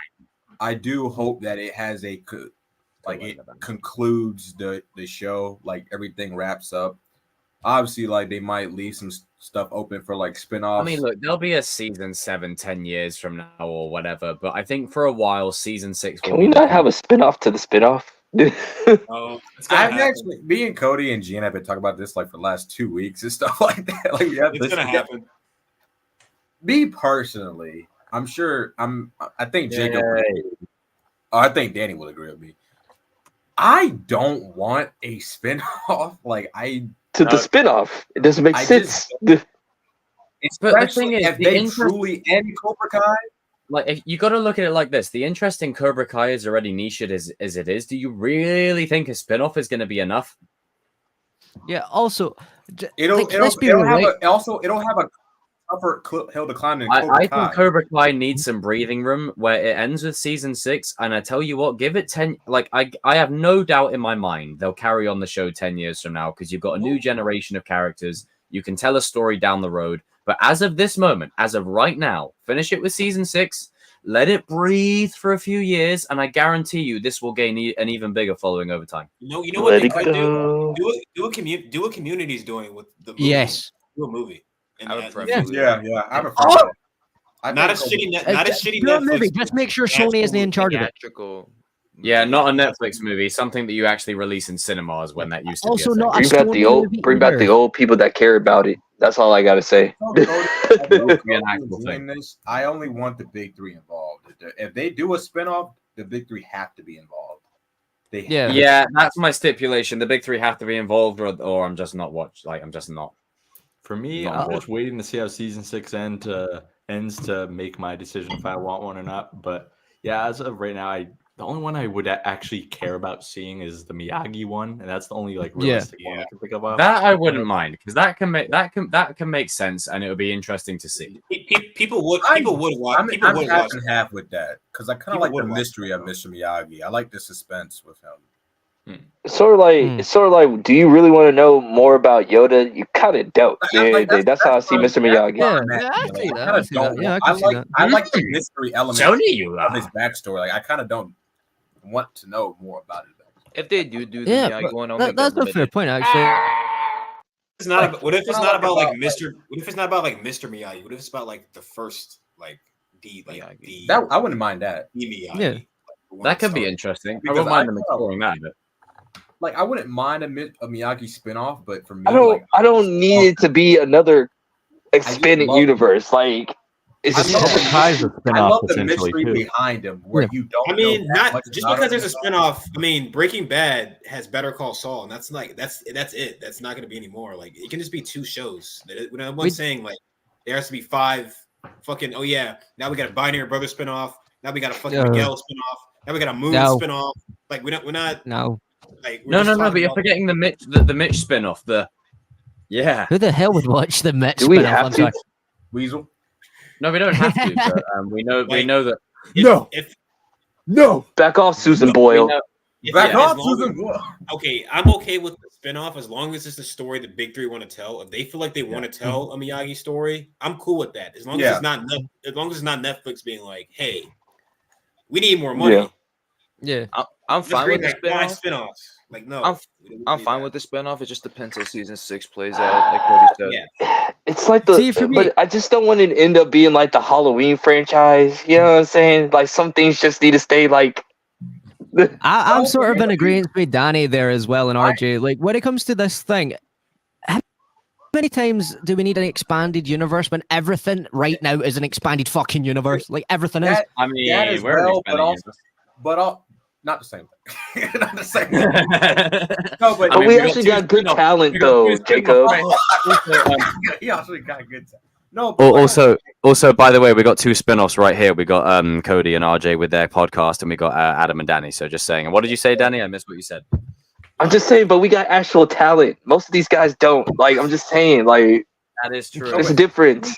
For me, like you said, Jacob, Cobra Kai is like it's not a big universe. It's very Cobra it's Kai, niche. Miyagi-Do. I want it to gain a footprint over time as well, and it's one of those shows that could absolutely do that. So, like, if season 6 ends off the way we think it is, where Cobra Kai truly ends, like where the dojo ends, the name ends, gotta go. If it ends that, you also, if you want to do spinoffs, like let's say if they're not planning to do a Miyagi prequel, let's say if they're like planning to do like stuff with the kids, like when they grow up, that's fine, but you would have to establish like who's the threat, because if Cobra Kai is you need it to be earned, but also we're at a point where we want. Sorry to cut you off, RJ, just to piggyback off what you're saying. We're at a point where the show has very clearly established that Cobra Kai as a dojo has to go. It's gotta go.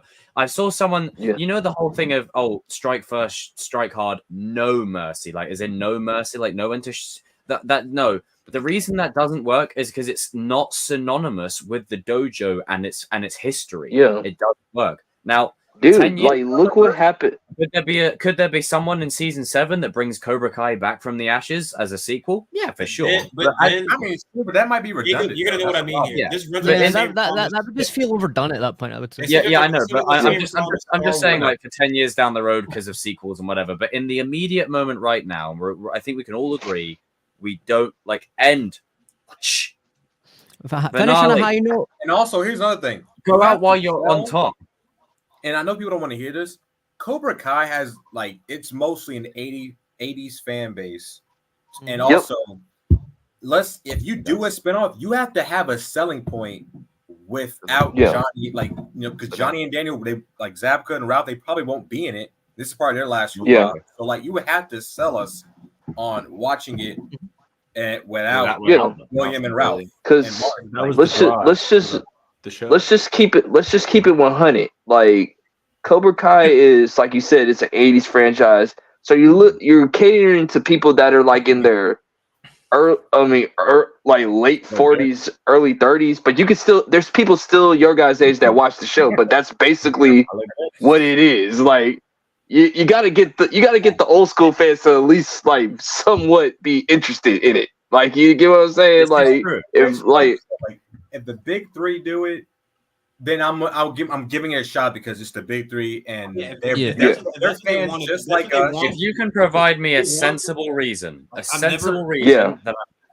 I'm never gonna tell a creative not to make more of their own work. Like, if it's your work, you feel like there's more story to tell, go for it. I just don't want Netflix getting involved and being like, hey, this shit made money, so we can make more money. I don't want because like 5 series. Like, here's the mystery solo. because I was gonna say, like, yay, binary solos.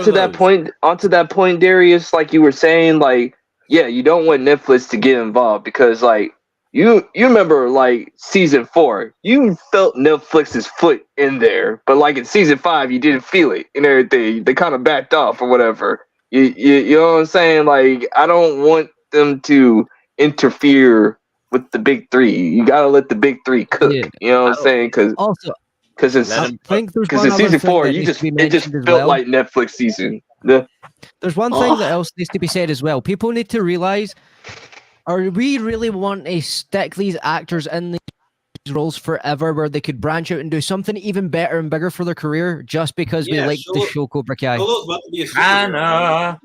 Sholo's Blue Beetle now, bro. He can't be Miguel. Anna is Robin. Yeah. Well, to be fair, depending on how DC lays out in the next few years, who knows? Assuming good things. Yeah, assuming good things. Assuming it works. Hey, assuming good things. Don't you semester? I'm just saying.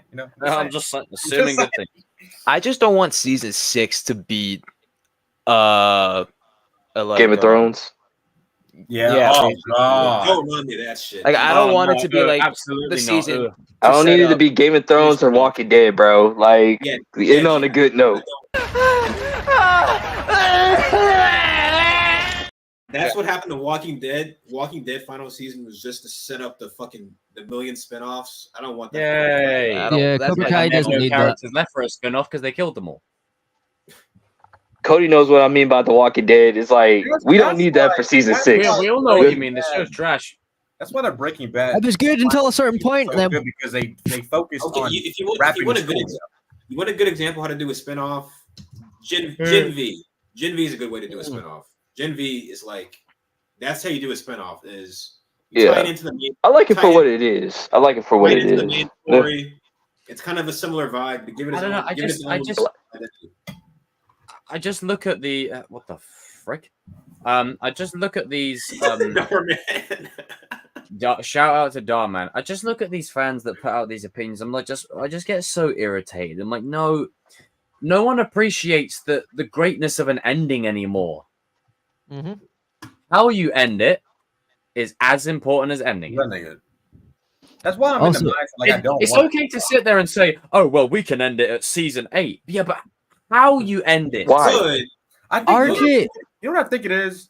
I think it's mostly because like people just can't accept an end, so that's why they ask for like spinoffs and prequels. I don't want it to go. Also, RJ and Darius. RJ and Darius, you are the two writers. This is the most important thing about being a writer, isn't it? It's important how you begin it, but it's also important how you actually end the story. Here's the thing about Here's Here's the thing about endings. Here's the thing about endings. People only remember the latest thing you've done. If you have a bad ending, they can fuck up the legacy of your whole show. You're only as good as your last project. Look at Game of Thrones. Game of Thrones was a fantastic show for 99.99999% of itself, and then it shit itself in the end, and that's all people talk about now. Shit the bed.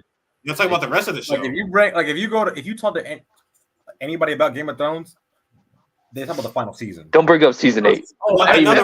Every time someone says to me, they're like, "Jacob, watch Game of Thrones. You'll like it." I mean, avoid the last season, but you'll like it. I'm like, yeah, but if I know that it ends like dog water, why would I invest my time into a show? I don't know if you guys watch Lost, but that's another. Yeah, I just, dude, like, why you just ruined the whole show with the ending? Like, that's another thing they need to stop doing. Going, we're not going to end it like this, but then ending it exactly the way they said they're not going to fucking end it. Rise of Skywalker. As Jacob said, do you want Return of the Jedi or Rise of Skywalker? Yes, Gian, say that. Say that one more time. Do you want Return of the Jedi, the good stuff, or Rise of Skywalker, the piece of shit? I mean, they're all shit in my eyes, but like, I get what you're saying. You just call Return of the Jedi shit? Sorry, what, Wait, Danny? I thought you were talking about Last Jedi. Return of the Jedi. I was about to say, bro, the lightsaber was about. I thought you said Last Jedi. Like, I thought you was talking about Last Jedi. Like, hot take. Last Jedi is much better than Rise of Skywalker. Fuck Rise of Skywalker. Last Jedi. Yeah, the Last Jedi. I don't agree with in any way, shape, or form, but I would rather watch it from. I don't like either. I was gonna tell you this. Rise of Skywalker is like unanimous. It's like one of the most unanimously thing that all Star Wars fans agree on. Like, that is a piece of crap. I loathe that movie with a passion. Rise of Palpatine. There's only one movie that I like out of the sequel trilogy. That's the Force Awakens. I don't like the rest. Because all it really was a retelling of The New Hope, but with a woman instead. Pretty much. Yeah. But Palpatine. It's not even that. That's not even the problem for me. The problem is, hey, we're a great company. We're all for this, that, and whatever. So we make the black guy the token black sidekick comedic relief you see in every movie. Have you watched any Disney project ever? That's always what they are, unfortunately. Yeah, but you see, the thing is, they try and say the opposite, and then they get called out, and then they don't like it. Yeah. Micro penis competition. I'm not even going to put that up on script. Wow. Someone in the chat making a point. Like, as my man Kathleen Cartman would say, put a chick in it, make it lame in. How do you gonna stretch out the Cobra plot to like season 8? Well, in season 8, what are they gonna be like, fucking spies or some shit, like working with the government? This is the analogy I use. You know when Mitch goes, and it's all for troll and it's for fun, that will become legitimate if it goes to season 8. I'm not even joking. That will become a in season 8 we're gonna have Sam joins Cobra Kai. Like this dumbest finally, yay! I called it. I am so glad that it's ending on season 6 because there were some fans that wanted to go to season 7, 8. I'm like, no, there's not that much. Why? No, it doesn't make sense. There's not enough story left. There's not enough story left. No story. I'm not gonna lie. What do you want them to do? Do you want Cobra Kai the Olympic team? There's no story. No. That's all right, Gian. Don't worry. I said Also, you've got to look at it like this. How in the frog's fat ass do you top an international global tournament? I'll tell you how, Jacob. This is what fans want. They want Johnny. They want. I'm sorry. Someone said that Cobra Kai should win the Sekai Taikai. I said that would be like trying to close down McDonald's. That's so unrealistic, and it jumps the shark. They haven't won. For anime fans out there, right? It's time. I'm sorry. No. I need to bring it back. It's time we eliminate the gray in Cobra Kai and we go back to the old school formula. These are the good guys. These are the bad guys. Cobra Kai has to go. Miyagi-Do needs to win. And it's not just because Miyagi-Do needs to win. You've got people in Miyagi-Do that are full on Cobra Kai. It's symbolic of taking down the organization that Johnny brought back. That's not how storytelling works, people. Rule of threes. Miyagi-Do lost twice. You win the third time. That's how it goes. And also, they have the prodigal son back in his main dojo. FYI, why I said Robbie will win. Miyagi-Do only has a symbol. It's right there. They don't have the actual story when it's time I'm for them sorry, to win. it really grinds my bollocks, right? When I hear people say, "Why do you think so and so is going to win?" Because Robbie is the main student of Miyagi-Do. He was taught by Daniel, who the mythology is entirely about. He's the son of Johnny Lawrence, who the show is all about. It's right there. It's right there. It's right in front of you, man. Just have Sam and Robbie win. There's a reason why him and Johnny are on opposite sides in both tournaments. There's a reason why. I mean, if you want to, if you want to be 100, like if you really want to be 100, and also with Miguel out of the two of them, he's going to be fighting a real life fight with his father, and it's going to be epic, and it's going to be amazing, and that continues the lifeblood of the original trilogy. That it's not about a tournament; it's about real life. It's gonna be a Vader and And also, like the thing about it, like It's Rob, right you can make there. an argument that Robbie's story, like it's to me, it's the best arc in the entire. I just think show. people are stupid. But, Like, Robbie, that's all it is. this season with him, if he wins the tournament as he should, it'll come full circle. He ends Cobra Kai. Yeah, but Also, I'm just gonna say that. I'm just gonna say. People always say I've had 2 years of this shit. People always say, "Oh, well, if Robbie wins, where does that leave Miguel?" Miguel has already graduated past the tournament. He is fighting a real life fight against his father to save someone's life. That brings it all the way back. Also, I've heard this argument that Robbie shouldn't win because You're an idiot. Because You're an idiot. People say trophies on everything. That's a new one. Okay, You're an idiot. So like if they go with that, if they have Robbie lose again for third time, again, that means what message are you sending to kids? It's okay to be second place, guys. Just settle for second place. You made a mistake. Now pay the punishment for the rest of your life. Go ahead, Daniel. My bad. We're like cutting you off. I was just gonna say this. This is an idiot. I meant the people who say that. You're an idiot. You're an idiot. I just find it a little funny that the couples actually win the trophies together. So I'm just saying, like Sam and Robbie, like it just end game. Well, trolling, but yeah, end game. I'm just saying, like Tanner and not do a couples tournament. Fuck that shit. Dude, all that couple that's what happened. I don't mind teaming symbolically. up Hang within on, your hang own on. gender, but don't do hold couples on, cash. Reel it in. Just a second. It brings it. It's symbolic having a Lawrence and a LaRusso win on the grandest stage of them all. And then they walk off into the sunset holding hands, and they walk off into the in sunset real life. holding In real hands. life. I mean Tanner. I mean Mary. I mean Sam. I mean Tori. Shit. At this point, it's all bloodlines anyway. We're talking about Robbie winning. We're talking about Robbie as a character. Y'all, there you guys go bringing up the fanfic bullshit. Anyway, Yeah. I tell you what, the one thing I will miss is subversively trolling the Reddit types of fans, like because it's like Sam. Because I mean, look, we It's all gonna be know. fun. If we're just gonna be now, hang on. If we're just gonna be objective, we all know we're just trolling when we say Sam and Robbie is endgame, but it's freaking hilarious to bring it up because it's funny. Like. Because some of you guys be getting mad in the comments, bro. Actual fans go, "Oh no, they need to be together." Like it's like no. That's also another reason why they're not paying attention to the show either. Because at the end of season 5, the last scene of season 5 is them going, I love you in their own ways. So guess what that means? The people they're with right now, it's not going to change now. And they were trying to tell you that, but instead you're going, but Robbie and Sam are so cute together. When you say I love you in TV language, that means forever, unless somebody dies. But that's not going to happen. Unless I mean, also, I don't know, man. Miguel's dad's still out there. No, excuse me. I'm gonna extend another thing here. So you know how like you guys just said like unless someone dies or whatever. I'll say this: unless there's a season 7. Yep. Yeah. Season 7. What season 7 would actually be? As it would be a match single episode. Do you really want it to continue, Cobra Kai fans? And also, do you really want it to continue? Hold on. This beach episode that no one would ever ask for. Therapy. The beach episode. Hold on. Let me say this. And then all of a sudden, if you guys do another spin-off, you're giving if you leave it in the hands of Netflix, they will make sure that Sam, Robbie, Miguel, and Tori will end up beefing with each other again. I guarantee you. Like they'll have to. Either that or they'll become the face of a throuple. Do you guys really want that? No. I'll go. Miguel's gonna be like, Robbie, you left the toilet seat up. You'll have levels where Hawk gets with Tori, Sam gets back with Robbie. You know, Miguel decides, you know what, I'm on my own journey. I'm gonna go and be a lone wolf. You know, and then all of a sudden there's this new chick that's brought into the fold. Miguel disappears for a season because Sholo has to film Blue Beetle too, so Miguel disappears for no fucking reason.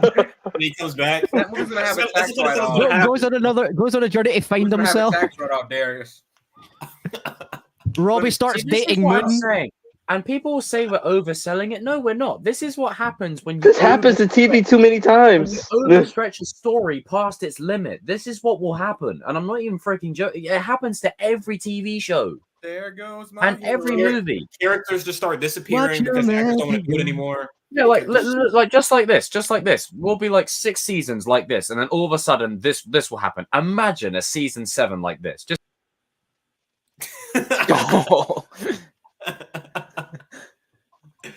Well, right, so Robbie's gone, Kenny's gone. Like, what the fuck? Like, it's just no. Hang on, let me just reshuffle the seating. That's really going to. There's always a new main character that's exactly the same as the old character. Going to trigger my OCD now. No. What's going to happen is they got a new main character with the old main character's same name. Oh no! Also, there'll be a subplot. Oh, you thought Miguel? Oh, here's the sibling. Yeah, this is called. This is called Jaime. Oh, that's what will happen. Man. Stuff like this, it's not completely overselling. That's what will happen because Robbie's gonna fake his death. When you watch enough television shows throughout your lifetime, you can just pick up on stuff real quick, like really quick. Yep. So if you watch as much TV as all we do, you'll see it. Right. Listen, I know we're all different ages and different backgrounds and whatever else, but we all know our film and TV. When you see enough film and TV and enough media, and you know about directors and the game and how it works, you know what we'll head to. Like Butcher and May. Oh, yeah, right, Danny. Like Butcher there's a really good term to describe it. It's called jumping the shark, and that's what will happen. What did you say, RJ? It's like, it'd be like jumping the whale. It's like with Butcher and Maeve and the Boys, season 3. Yeah. Oh wow, yeah, that was funny. I forgot about that. Boy. Oh yeah, it turns out Kreese did it or something. They would actually do this though. They would actually do something like that. That's the kind of stuff they would start doing. Or like, dude, could you just imagine if Kreese actually looks like he actually dies, and then like in the spin-off, like he's back alive? That's one way to stretch things. The real story has only just begun again. Imagine it's that. We just saw Kreese die on screen. And then he just comes back in the next season. I just love how Kreese comes to the frame and he's like, "Now the real story's only just begun." What do you think would happen if Carmen's baby comes out as like Asian or something? How do you think Johnny would react? What was that? No comment. I'm reading off Rodney's comment. He says Carmen's baby isn't Johnny's, and I said, "How do you think Johnny would react if the baby came out as like Asian or something?" Oh god, someone will make a video on the new casting about that. Oh yeah. Banzai!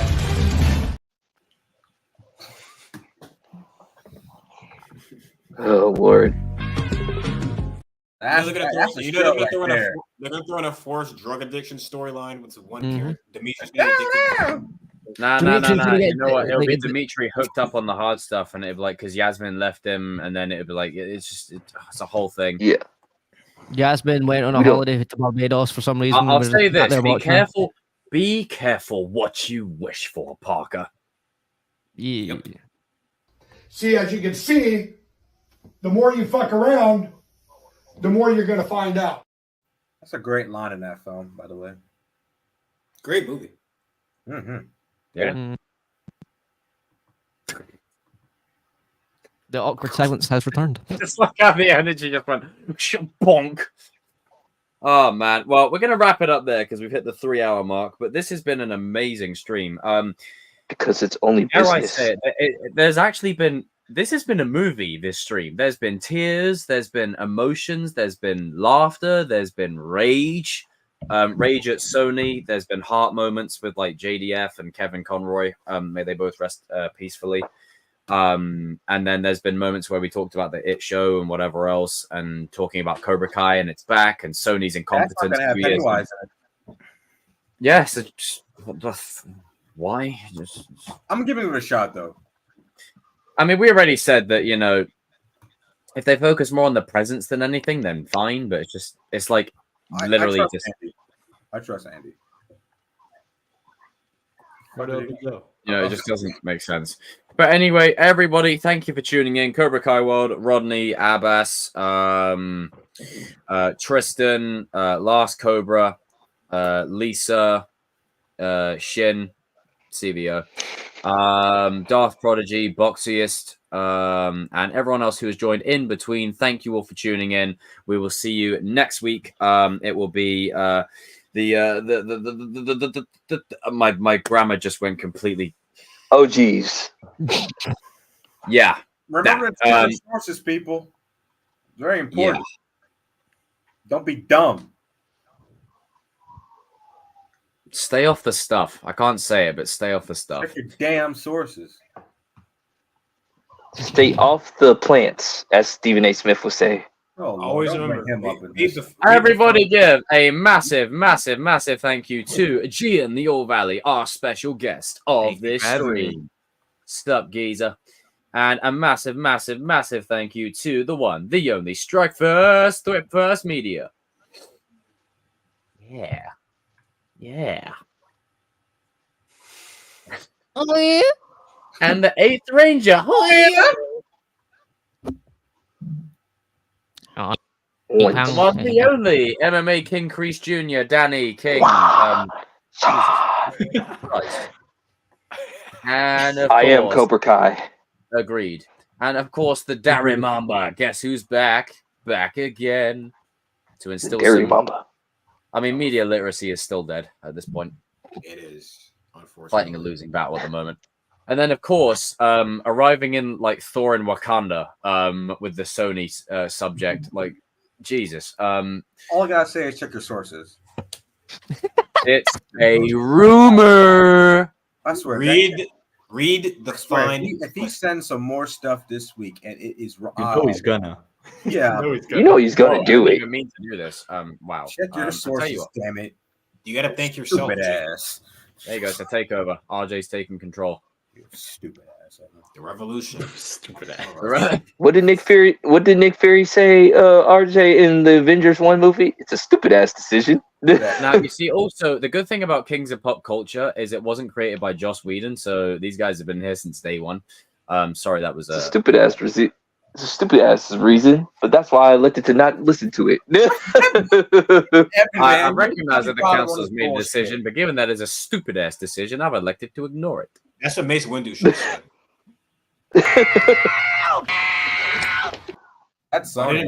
Why didn't Mace Windu say